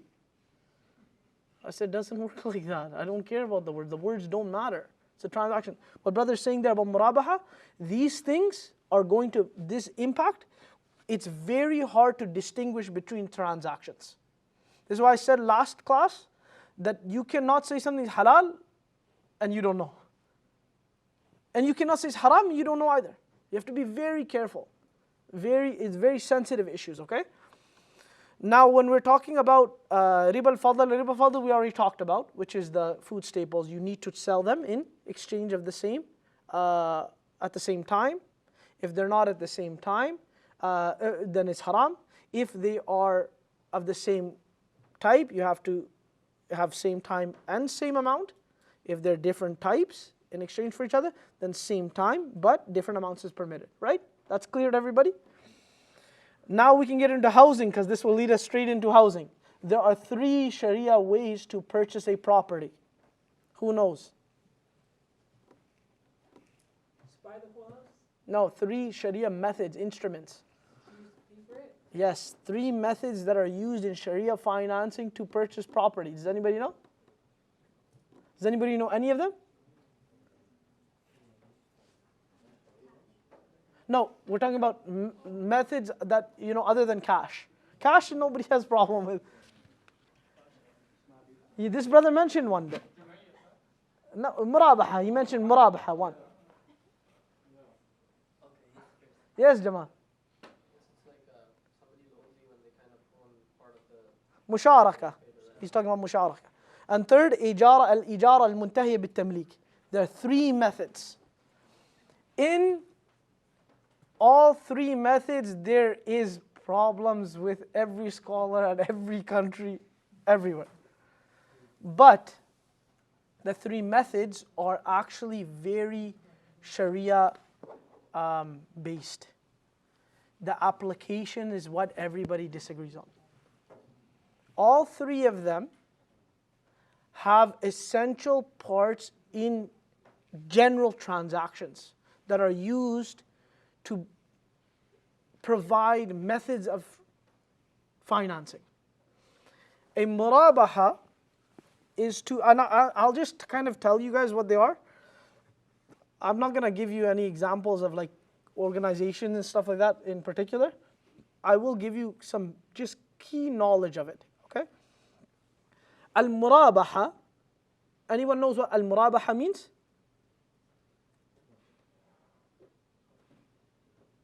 ما في عربي هنا؟ مرابحة. Anyone know? Profit, yes. Murabaha means profit. What does that mean? What you make up. وليس مجرد الربح. المرابحة is to buy and sell for profit. It is done in a method where the financer has $1 million. You want to buy $1 million property. You do not have the money. The financer buys the house because they have the liquidity. They purchase the property for $1 million and they sell back to you. This is where who owns it? The financer buys it. The financer buys it, then they resell to you. They resell to you at a profit, and they make the profit as a deferred payment. Remember we talked about credit payment? We said that you can give somebody respite. You can give them the product and they can pay later, right? We said this is halal in Sharia. So if I am a wealthy person and Jamal wants to buy a home, $1 million home. He says, Nabil, I don't have the money, whatever, I have 100,000, 200,000, but I don't have the money to purchase it. So I buy the home for Jamal from Thuraya, and when I buy it for $1 million, I sell it to him, I say to him, I'll sell it to you for 1.2 million. This is halal, 100% halal. And I say to him that you put 200,000, you give to me, now you only owe me 1 million left, right? Because you've paid a portion of it. I'm not loaning him anything. I have sold him this house that I own for $1 million. I have bought the house for $1 million. I have sold it to him for 1.2 million. I own this. I've bought it from the other person. When I sell it to him for 1.2 million, Jamal says, I can give you this amount of money now. The rest I can pay over 20 years. I say to him, it's okay. This is 100% halal. What is the problem? The problem is, I'll let you ask questions in a second. The problem is, first of all, it is not possible in this true form in any Western society. Why is that? Does anybody know why? No, because no bank can ever own a property unless they are foreclosing and go to court. It is in Canadian, American, Australian, Britain law, and all of Western countries, it is absolutely prohibited for a financial institute that has liquidity to buy property as a regular consumer. The reason for this is under the premise of Consumer Act. If $1 trillion bank could buy homes, what would they do? They are not a government entity. They will do istibdad. They will monopolize us. So the government says that if they monopolize us, it will hurt everyone. So it is illegal for the bank to own a property except through court procedure. So this concept of murabaha is almost impossible in Western legislation. I have been told that in Australia they spend over $1 million trying to break the law. But when the law is broken, it's broken for everyone. So this is one problem with murabaha that we face, okay? So the murabaha is fine. I'm telling you the problems that exist when people say murabaha is being done. Number two. Yes, Jamal. Yes, sorry, Jihad. I wanted to ask you something. I think what I've heard from these banks, especially Islamic banks in the Gulf, is that if a financee misses a payment, they'll loan them a separate amount that's going to end up causing them to pay a lot more than what they initially agreed. Yeah, so we'll talk about this a little bit, but that's connected to all three of them. Okay, we'll talk about some of the gharam. They talk about, like, penalty payment. But in the murabaha, another problem is in a capitalist society. Imagine in a capitalist society, I buy a property. I'm a financer. I buy the house. I bought it for $1 million from Thuraya, and I sold it to Jamal for 1.2 million, right? When I sold it to Jamal for 1.2 million, something happens to Jamal. Jamal has to sell it in 6 months. Do you think he'll make 1.2 million in 6 months? He'll be able to sell it for that price? No. This is the financial harm difference that occurs between a regular finance transaction, interest-based, and a murabaha in the West. The bank, when they loan you $1 million to buy directly, they charge you interest daily, every day. So if you were to break the contract 6 months later, you might lose money, but you won't lose 200, 300, 400. You won't lose the money of the entire term. You would just lose the money of the time, a few months or whatever. In the case of a murabaha in this society, because of those restrictions, when you compare it, the person will be at an immediate loss. Immediate loss. For them to come out of that loss on top, it would take time. So this is why a lot of methods have kind of tried to come in between, which are also problematic, because the moment that you have a variable changing in between, then it's not truly a murabaha. So this is where the hybrid things, this is where all the things get lost in between, because the basic concept of the murabaha is to buy and sell at a higher price. And you give them time to buy. They call bay al-taqsit, al-bay al-muqassat. There are different words that they use in modern Arabic.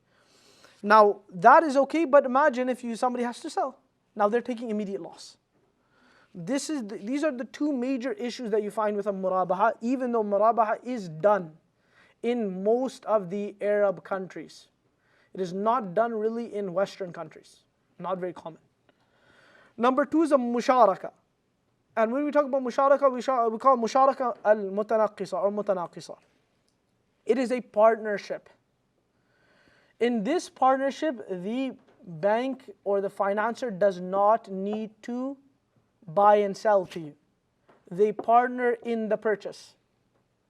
So if me and Isam wants to buy a property for $1 million, and instead of doing the murabaha, we do another method. I say to him, it's $1 million property, you put in 200,000, I will put in 800,000. We are 80-20 owner. 80-20 owner. Over time, we have made this property now a merchandise shared between us both. Over time, Isam can buy back my shares, 800,000. The problem is, it looks like riba. If I were to say to him that, you know what, buy my share for 1.3 million, the property went up. It looks like riba, because I bought it for 800,000, I'm selling him my shares for 1.3 million a few years down the road. So what is done to get away from that is an ijara is brought in. A lot of this might be confusing. An ijara is brought in. We are 80-20 owner. I lease my share. Imagine it's a house. Okay, maybe for a simpler way, me and Isam partner in a home. The house is rented for $1,000 a month. How do you think we would split the rent? 80-20, because we put 80-20. 800 me, 200 him, and then we'll also divide the cost like this, right? I would take most of the cost, he would take less. Now, it's different. Isam says, I want to live in the house. So does he need to pay himself 20%? No. He needs to pay my 80%, right? Now, if you take that on a regular market, he's got to buy back shares. He's got to buy $800,000 of shares he's got to pay me back for, right? To one day become the 100% owner. He's got to buy back my shares. Now on top of that, he needs to pay me market rent of 80%. How expensive would that be? You'd be paying let's say on a regular property, you're paying 5,000, now he's paying 12,000. Because he's paying such big amounts on both. So what is done is a Sharia hila. It's a twist, way out. They say that because I have the haqq, I own. If I want to forego my right, I could let him live in my property for free. It's my right. Market cannot dictate for me to say that I have to charge Isam a certain amount. It's my right. If I want it to be free, hadiyah, whatever it may be. Even if I want to forgive him and say that, this house is yours. So what the scholars do in modern day financing is they take the interest payment. They say the principle is already clear, 800,000 over 30 years, which is a normal in TD bank. So what they say is the difference here is the rent. Rent is going to be so high and then he's not going to buy. So they say, I have the right to charge whatever I want. So the market is charging 2% interest. 2% interest becomes $1,000 a month. I'll charge you $1,000 a month. This is a way to get around it. Okay? It is Sharia compliant. What is the problem? The problem is, again, how does the bank own? Bank cannot come on property. They cannot own. So what they do is they try and register a mortgage. They register a mortgage to show ownership. These are what some scholars have permitted. That once the mortgage is mentioned on the title, it shows a security. And that shows equity in the property. It does not need to be registered owner. This is one some scholars have said it's okay. This is what we can get around. So, that's another example, but there are a lot of problems that come in it, okay? Number 3 is an ijara muntahiya bit-tamlik. Ijara muntahiya is a very funny way, especially in modern day financing in the West. I'll take a property, I own it, and I will rent it to Isam every single month for a certain amount of money, maybe $3,000-4,000 a month. I'll quantify it because I bought it for $1 million and I eventually want to sell it to him for $1.5 million. So I put the price for 30 years, let's say $5,000 a month. He put all of that money goes into a trust. Because right now, he does not own it, he's renting. He cannot own it. It goes into a trust, and after it gets to $1.4,999,999, at the very end, when $1 remains, I'll say to him, here's $1, own the house. The rest of the money I collected as rent. Do you see how they have to do certain things to stay within the rules of leasing and not purchasing? If you're not understanding what I'm saying off the bat, now you understand how confusing it is. And this, what I'm telling you, is the most basic part. Most basic part. Number 2, all purchasing in Canada has to be done through a regulatory institution through a Form B document. The government has stipulated that every single institute must register financing of a property through something called a Form B, which can differ provincially but is required by all provinces. In all of the provinces, they require the word interest there. This is where I said to you that sometimes the word interest will be there and it will have no effect. Because if the transaction is based on musharaka, murabaha, ijara muntahiya bit-tamlik in the correct way, those requirements of the government do not affect us because there's no ways around them. But it does not make the transaction impermissible. I don't want to make it too confusing. I know right now it's probably very confusing for many of you. But I don't expect you to understand too much of it, to be honest. Okay?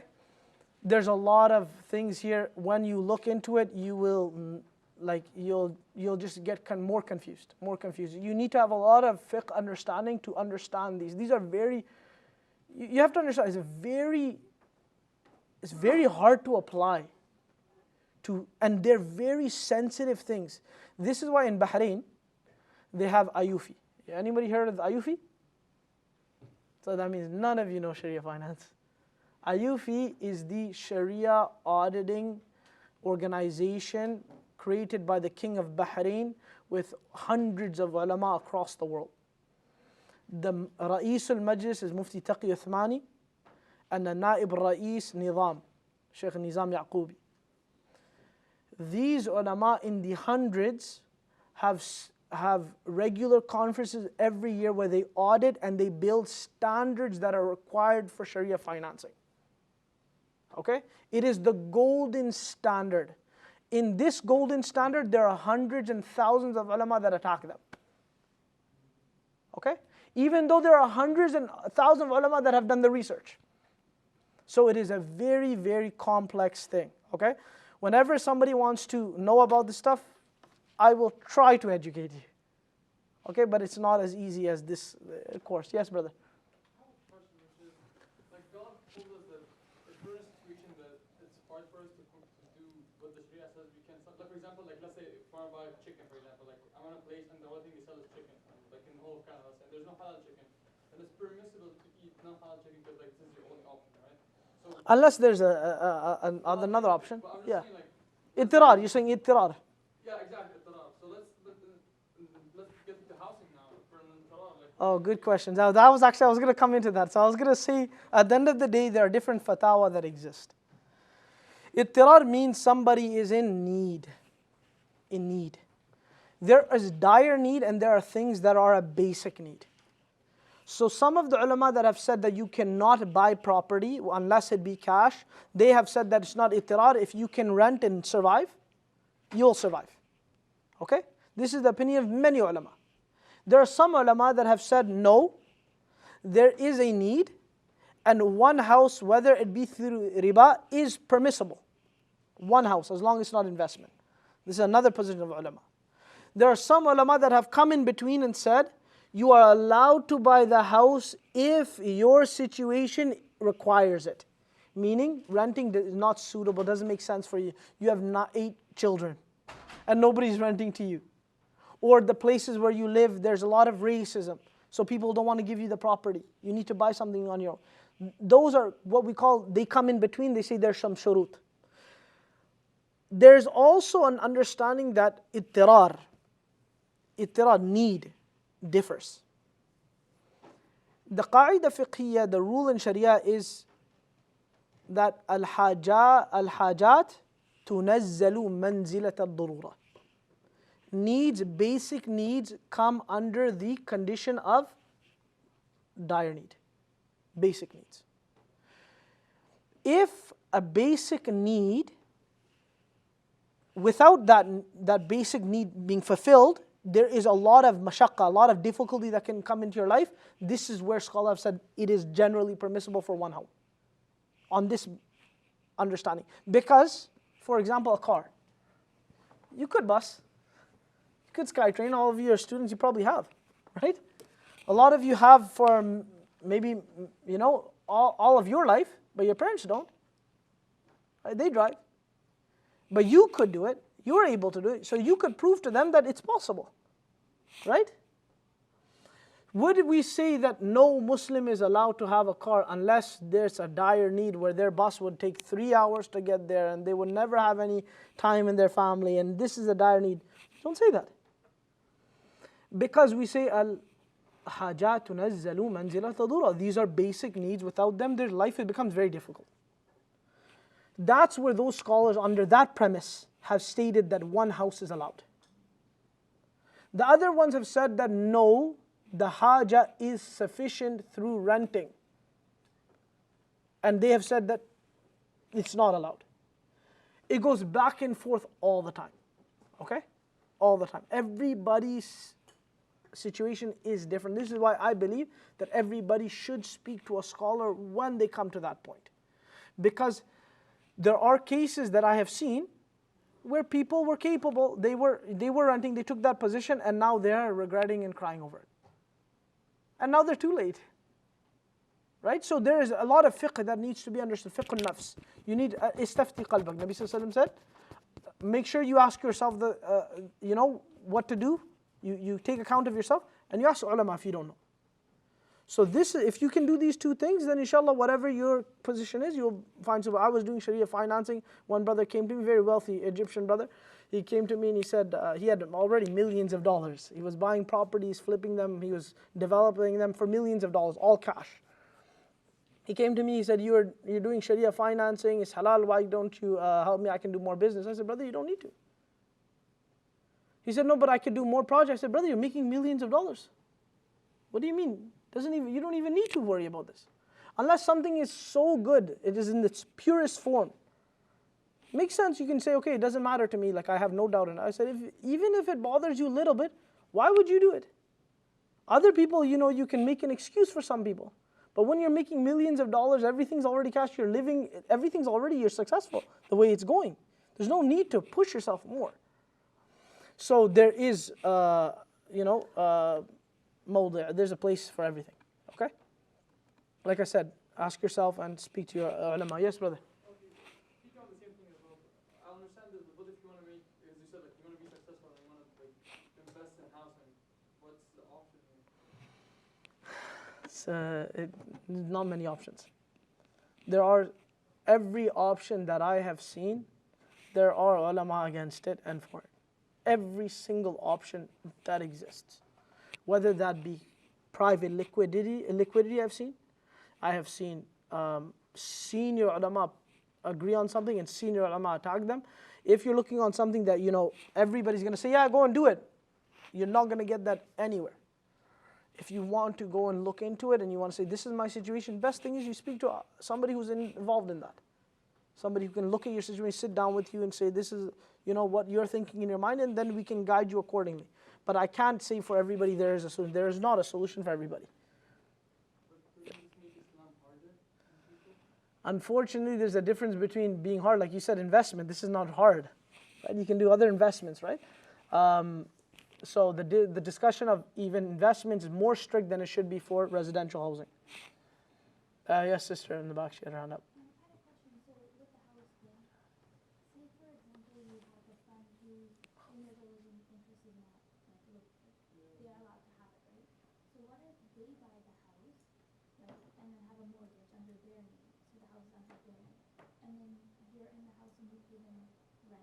No problem.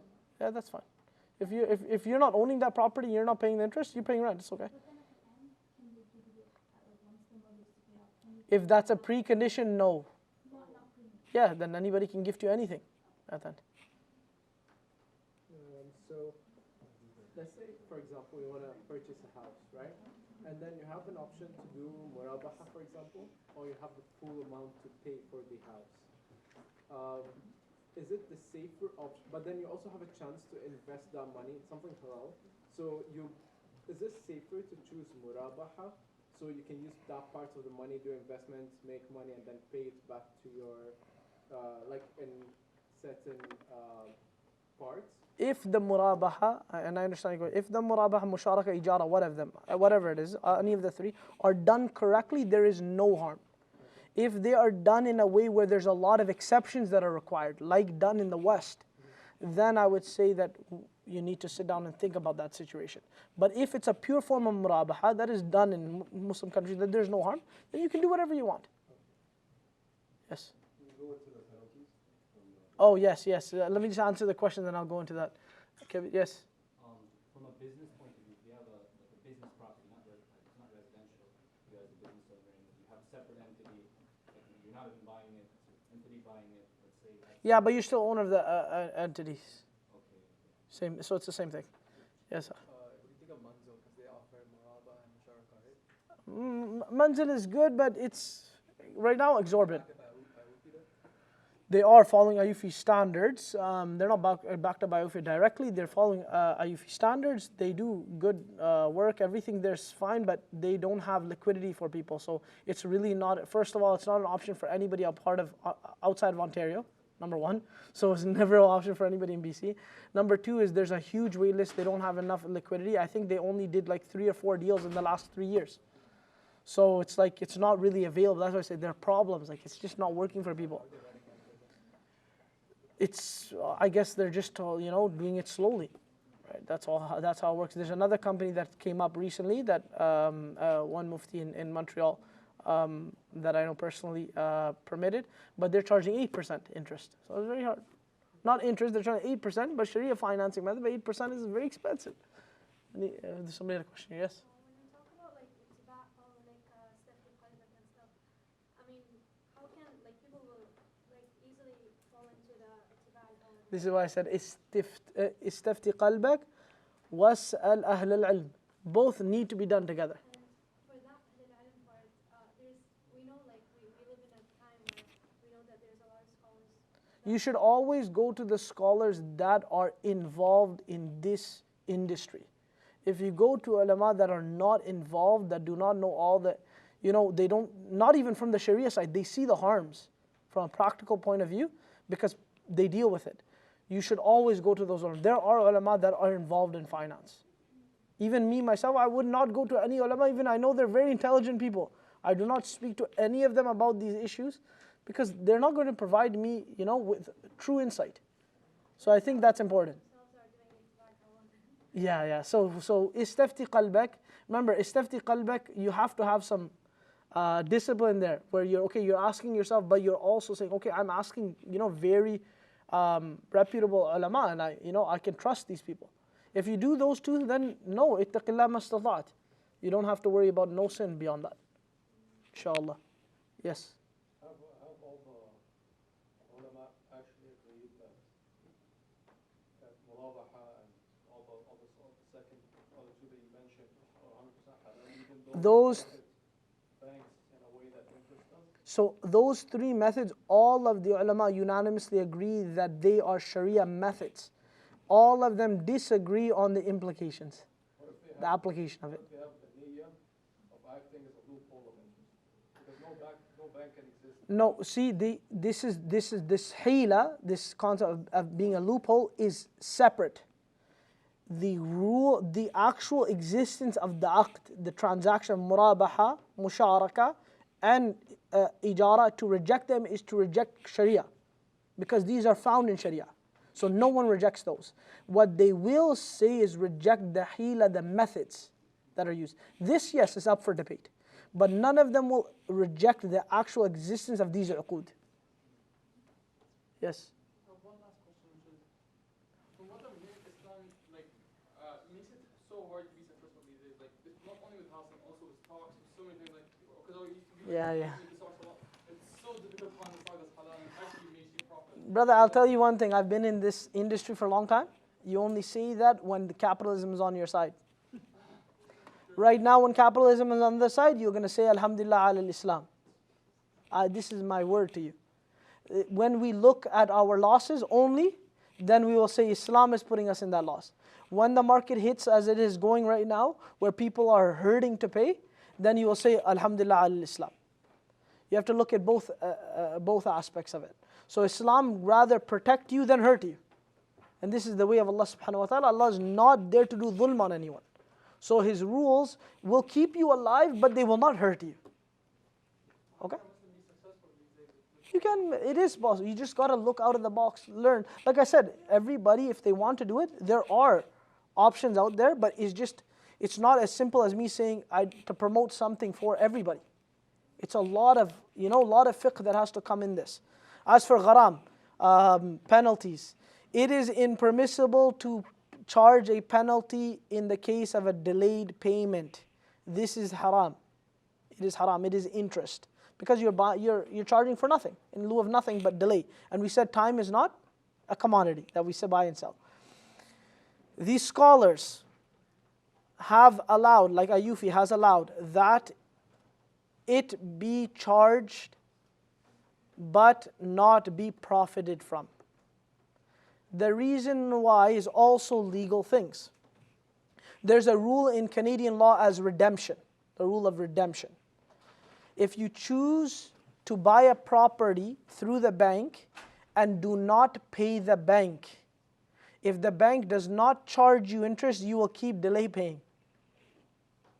So this rule of charging an extra payment is to basically avoid people from being delinquent and not pay, avoid paying, and basically mess with the bank. Now Sharia says that if the charge is done, which it shouldn't be originally, but if it is done, then it cannot be profited from at all. This is what the Ayufi scholars have implemented in many organizations, where if the charge is like the payment is $1,000 and $50 is charged extra, then the $50 is given in charity with no intent of reward. Just like if somebody has no option but to use a savings account, which is interest bearing. When they use that account and the interest occurs, then they can give this in charity with no intent of reward. Okay? Yes? When you're saying savings account, are you saying like when the bank puts like 10 cents interest into your account? Yes, haram. Yes. You can get that removed.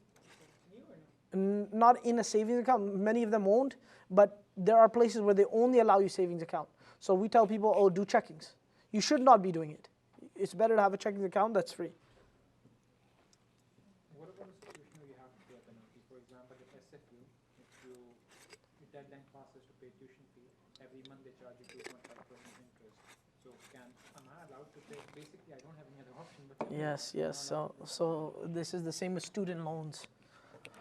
Because it's such a need, ulama have said that if you can avoid it, you do whatever you can to avoid it. But in the case where you cannot, you are not going to be heavily sinful because it's something you cannot avoid.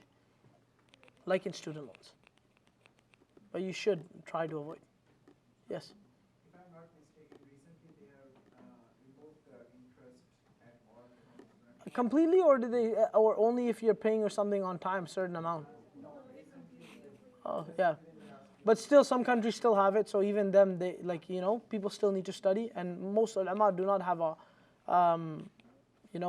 a problem with studying, even if you have to take loans, even if they're interest. But you should do your best to avoid. Yes. Oh, that's gonna come up. That'll come up. Car financing. Okay, sorry. I'll answer your question first. No, depending on what the investment is. No, it's okay as long as the investment, and we'll talk about that in stocks as well. Car financing. When you buy a car, leasing is haram because they will not let you get away from the interest. There is no way. I have tried so many times for myself and so many people. It does not work. There is no way to get out of the leasing that I know of, the interest in leasing in Canada and BC. I've tried with Tesla, I've tried with I've talked to so many companies. No, they will not. They will put their, they could put 0% and everything, but they will still have to charge you the interest, and most of them actually won't even remove it from there. Now, car financing, purchasing, you can do a hawala, which is common, where people increase the price of the car, the overall price, from $30,000, and maybe the interest cost over time would have been $5,000. So they tell the bank that I will pay you $35,000 at 0% interest. Essentially, you have paid them all of their profit instantly, upfront. This is permitted. This is okay. It's not ideal, but it's okay. There's no harm in it. Forex trading. In my opinion, I wrote a thesis on this. I defended this dissertation publicly. I do not agree with Forex trading whatsoever. Forex trading defeats the purpose of the rule of spot trading. Even though that it does occur, that in your account, it does exist in your account, the trade instantly, there is a settlement time.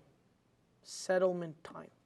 The settlement time means that the government or regulatory bodies that oversee have a T+3 requirement. It's a settlement plus 3 business days, not including Saturday and Sunday. And because the transaction has not completed from all legal aspects, where the ownership has transferred completely legally, then it is not following the very strict rule of taqabud yad bil yad, hand in hand, on the spot, so it is impermissible. I have read that Ayufi has put out a statement of electric exchanges being binary and that being irrelevant, but most of the scholars are still do not apply it this way, that in this case that it's okay.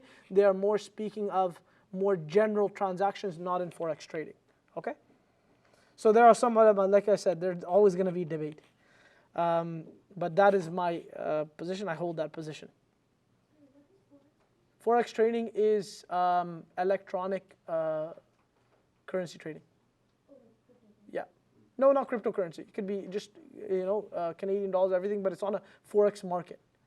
Okay, it's an electric trading market. Cryptocurrency, Bitcoin, Dogecoin, Tesla, Elon Musk's favorite, all of those things. There are some ulama that consider it completely impermissible. Completely impermissible. At the moment, completely impermissible. You could say half and half. I could say half and half. Many ulama also permit it. There are some ulama that have taken a middle stance and said Bitcoin and Ethereum are permitted, nothing but the two. Okay? I do not encourage anybody to do currency trading from a Sharia side, because it is currently, though it's not a Sharia requirement to be centralized, but it is a strong indication of currency's existence to be centralized. Number two, to be accepted in an overwhelming method. So now in Canadian dollars, as we talked about before, Canadian dollars, you can do anything with you on Canada. The fact is you can't do that with Bitcoin and other currencies. They're very restricted in their utility. So that's where they become like mal muqayyad. They become restricted wealth, and they don't follow the general concept of what we're talking about as nuqud, as currencies that should be flexible. So because of that not fully existing, and they're also becoming like a gharar, where somebody's gambling in the values. So it's become partially like a merchandise where people are just trying to buy and sell on the value exchange. This is also an indication of it not being just pure wealth. So for these reasons, I am heavily, reluctant, hesitant.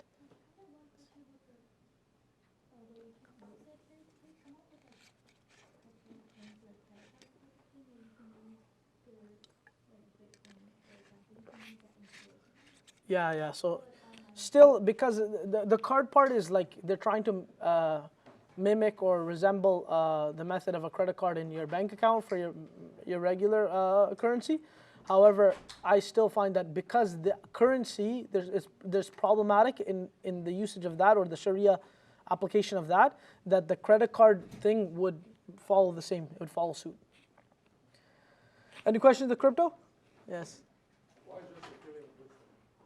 Because those are, so some scholars, and that's not me, but some scholars have said that, this has been so overwhelmingly used by people, and it's been more held. Like Bitcoin has been more of a holding stock for people as opposed to just flipping like a day trading stock. And there's less gharar in it, there's less speculation that's occurring. So because of that, it has more of an inclination towards it being a currency. That's why. Because they have the highest market cap. Yeah, I think all of those things kind of contribute to that. Yeah. So does no one say you can have any other cryptocurrencies except Bitcoin and Ethereum? Does no one say that you can't? So there's three. There's one that you can't have anything. Yeah. One that you can have whatever you want, which is a very lenient one. And then one that says, no, stay from everything, but these two are more acceptable. Why don't most people just go with the lenient one? I don't know if people actually look into it. They just kind of follow suit to whatever the gains are, right? Because a lot of people, when you ask them, they don't know nothing about the Sharia application of it. From a zakat point of view, we have National Zakat Foundation, our Sharia board has, we have come to the conclusion, because so many people try to pay zakat through crypto, we have come to the conclusion that we will take the middle route, and you can pay zakat only through Bitcoin and Ethereum. Yeah. At what point does it become like gambling? If you are like going into it saying, okay, I'm fine with this being. This should be general rule to keep the staying away from gambling and being actually a trader. It should pass this T3 3 days. You should own everything for a minimum of 3 days. We talked about, say, bank accounts, credit cards. Credit cards are impermissible by default because you sign a contract that you will pay interest in the case you do not make the complete payment. However, the ulama have said that if somebody doesn't pay the interest, they're not sinful for the interest, but they will be liable of signing a contract that in the case they were to miss the payment, they would. So if somebody can guarantee that, then many ulama have said it's okay because of the benefits of, credit check and everything. Another way, a more safe, precautious way of using credit card is to prepay. Use the credit card but pay in advance. Use money in advance and then use that money. Because any credit card that you have, most of them, they will allow you, and you can speak with the bank, like I have a TD, one of my credit cards, they allow me, where I can put a extra money in advance, and then I can use it, and it doesn't affect me. They say it affects your credit because you're not really using credit, but it doesn't affect it to the extent where your credit's going to get bad. It just doesn't. It's not as beneficial to the bank, right? So they don't care. Yes. For points, the points are made from other people. The interest they pay. That's the only way credit cards really afford to give you points. Let's say you get points, are you even allowed to use those points? Yes, so the points, like when you're using a credit card, whether as long as you're not paying the interest, the fact that they're giving you these points, this is their choice. This is a hadiyah this is a gift from them. Even though it does seem from the contractual point of view that it's like precondition, but it's a condition that they put on themselves with no impact on our end. It's an incentive they want people to use. So it is permissible to use. As for the fees, yes, it's permissible to pay the fees as well. Yes.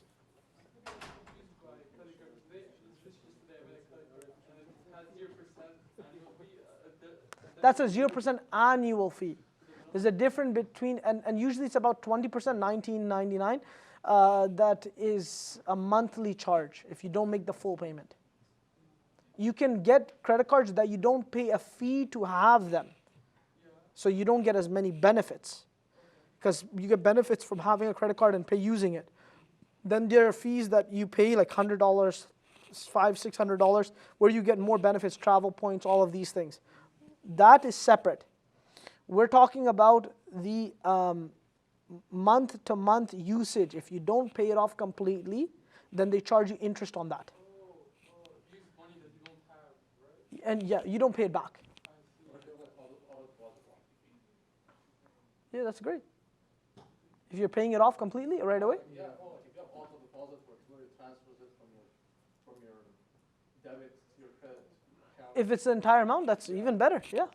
There's no harm. That's even. Yeah. I've never called in to do that, but if you can do that, that's great. They allow you to, at the end of the month, if there is amount on your, it pays off from your debit. Oh yeah, that's great. Yeah, even better. Any other questions?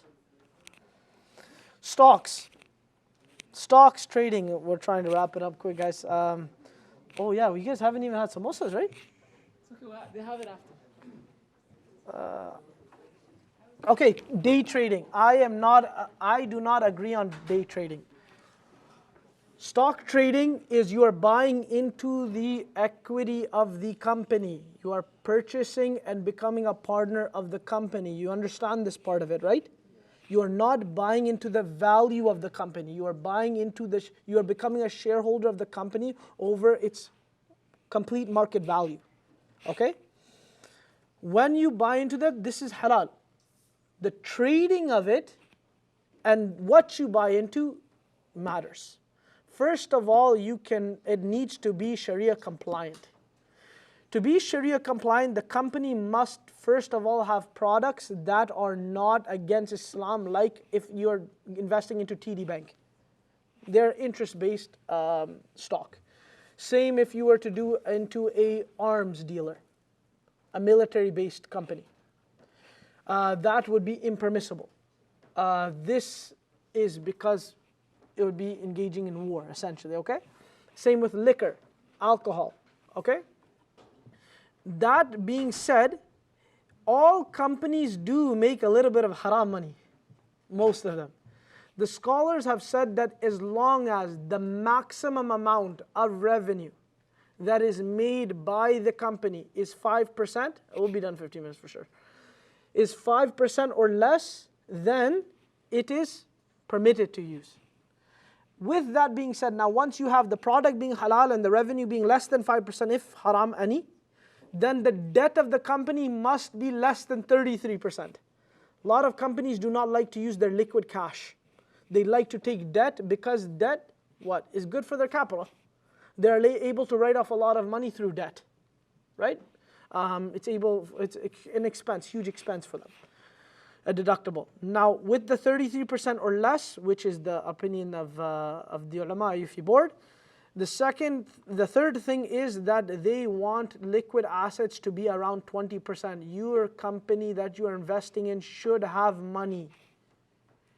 It should have money. It should have at least 20% of liquid cash, liquid assets.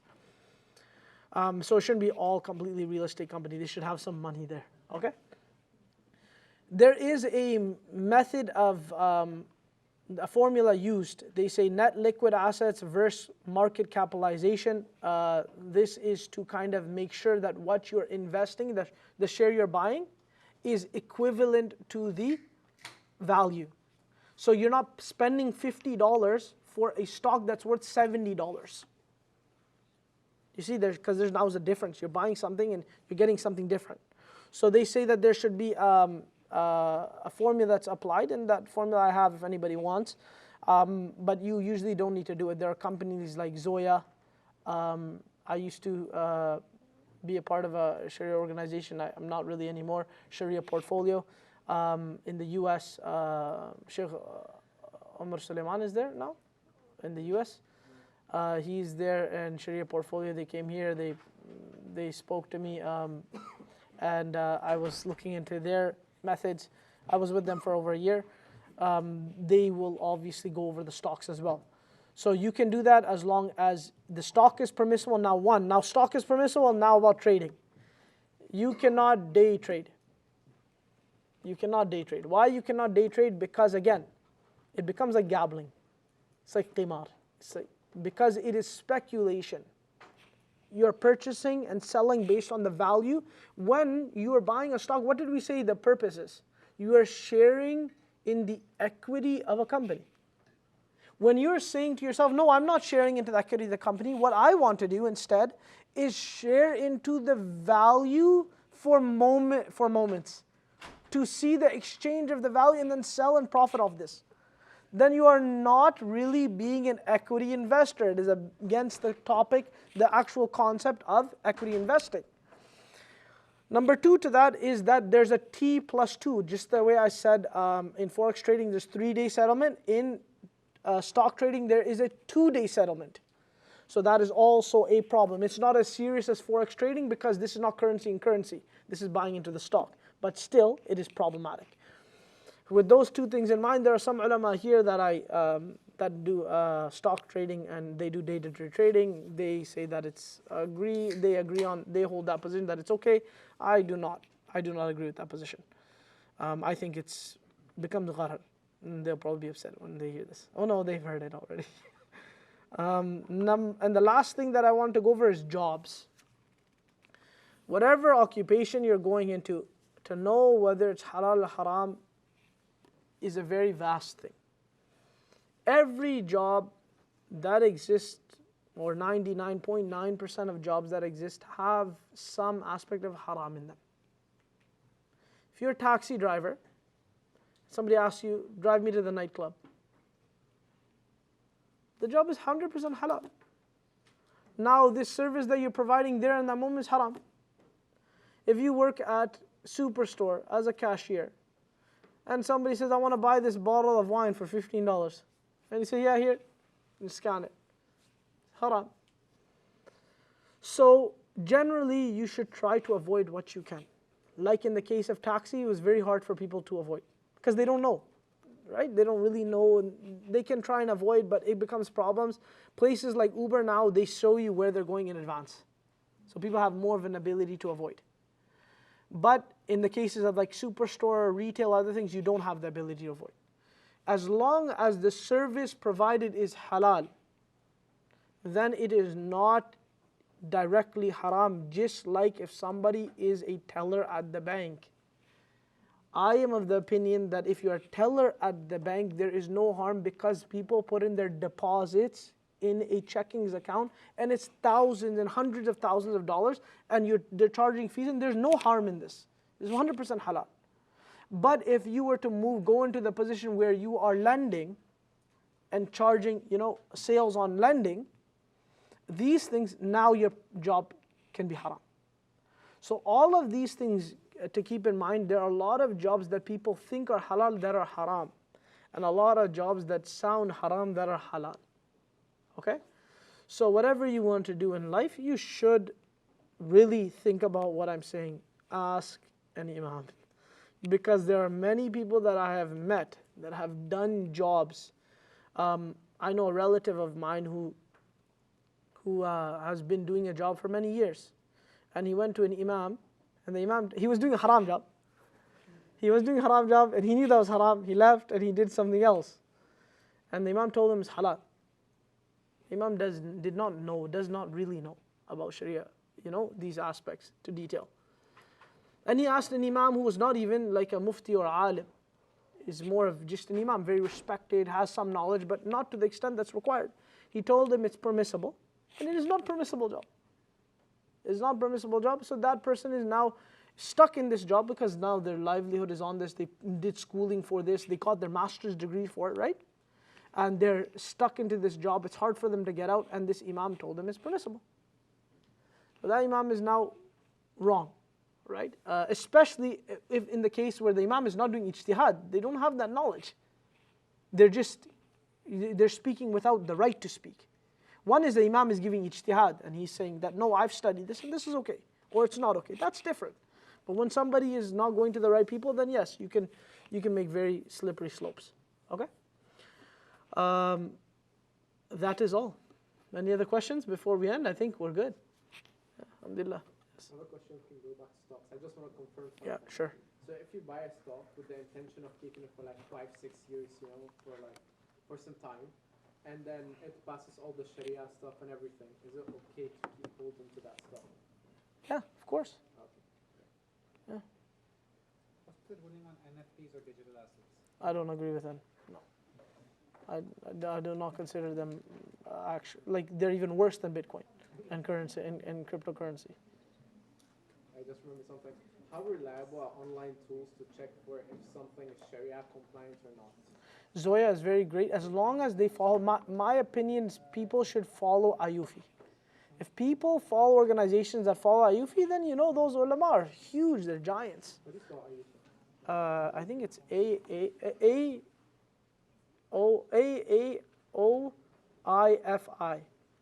And the other one you're talking about is Zoya is just is a screening app. Oh, so ZOYA? ZOYA, yeah. Okay. You said earlier that dropshipping is allowed because you're basically working as an agent. Yes. Between the buyer and the seller, and the seller obviously being the manufacturer. What if, because a lot of the cases with dropshipping, you're not actually like, it's almost like when you go on the website, you think that you're buying it from that person who's dropshipping it, right? Because basically what they're doing is all the advertisements, the logos, the marketing, everything that goes into selling that product. Yeah, but that's, you see, your job is clear. If somebody that's looking online doesn't do their due diligence, it's not your fault. You're not legally representing yourself as something other than an agent, right? You are the middleman. So there's no harm in that from your side. Okay. Yeah. So even without like putting it on the website, like, oh yeah, we don't. People should know, like if they're dealing with Amazon FBA, they know. Yeah. Right? Same thing with Yeah. anything like Walmart. Yeah, exactly. It's China that they get it from. Right? Yeah. They don't tell you. Well, I mean, those guys, like Walmart actually owns it, right? And then they buy it and then they sell it again. But in like FBA, Amazon FBA, you are having it somewhere else. Then you're providing it, but you're acting like a middleman. So in drop shipping too, just as you mentioned, a little different there, but it's okay. So it relates to stocks and the job as well. So you mentioned if you work somewhere like, for example, Walmart, it should be permissible, right? It is permissible, yeah. So if I find a stock like Amazon, for example, Amazon sells mostly normal. No, but see that the product is only one thing. Then the debt, all of those other conditions have to come in.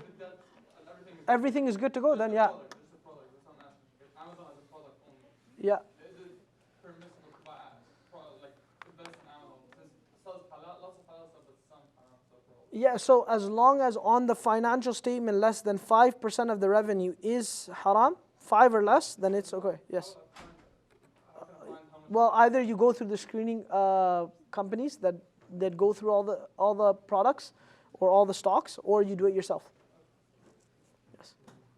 I have a question. So I don't have a car, but I mean I take a bus. But my question is regarding the insurance of the car. So usually, like when you pay for insurance, since you pay for something much lower, you're not sure that you're gonna have an accident. Yeah, there's no harm because it's necessary. The requirement for car insurance is to take the bare minimum. Should not be taking extra insurance. When you buy a car, they offer you an insurance to replace the car. You should not be getting those things. So you should be, so when you, like there's a separate insurance that you can buy where in the next 5 years, if there's an accident that happens, they'll reimburse you the entire value of the original price of the car. This is all extra insurance. Whatever's the bare minimum insurance, you should have that. Yes. On the note of getting the bare minimum insurance. Yep. What about the coverage being 1 million, 2 million or more? So bare minimum. Bare minimum. Some ulama have said that you can do to an extent that will protect you, if you, in the case that you have a lot of assets or something. But you guys are students, so what is it going to happen to you? Like nobody has $1 million, so that even if they get sued directly, nothing's going to happen. I've seen people that almost died from car accidents. They don't make that much money, a few hundred, $300,000, $400,000, $500,000. So even if the liabilities are like the insurance coverage is millions. I've dealt personally with people that have that. So if you're a student, you're not making that much money, you have no assets at all. There's no point of you spending for $3 million cover. You don't have $3 million to cover. Yes. Regarding transactions in Islam, what percentage of profit is typically allowed? What do you mean? Are you talking about how much is permissible to gain profit in something? So as long as you can gain, there's no rule. The rule is that it cannot be exorbitant. So if you are basically monopolizing or you are hoarding products to a point where you're hurting people, consumers, then that's not right. But other than that, there is no specific amount.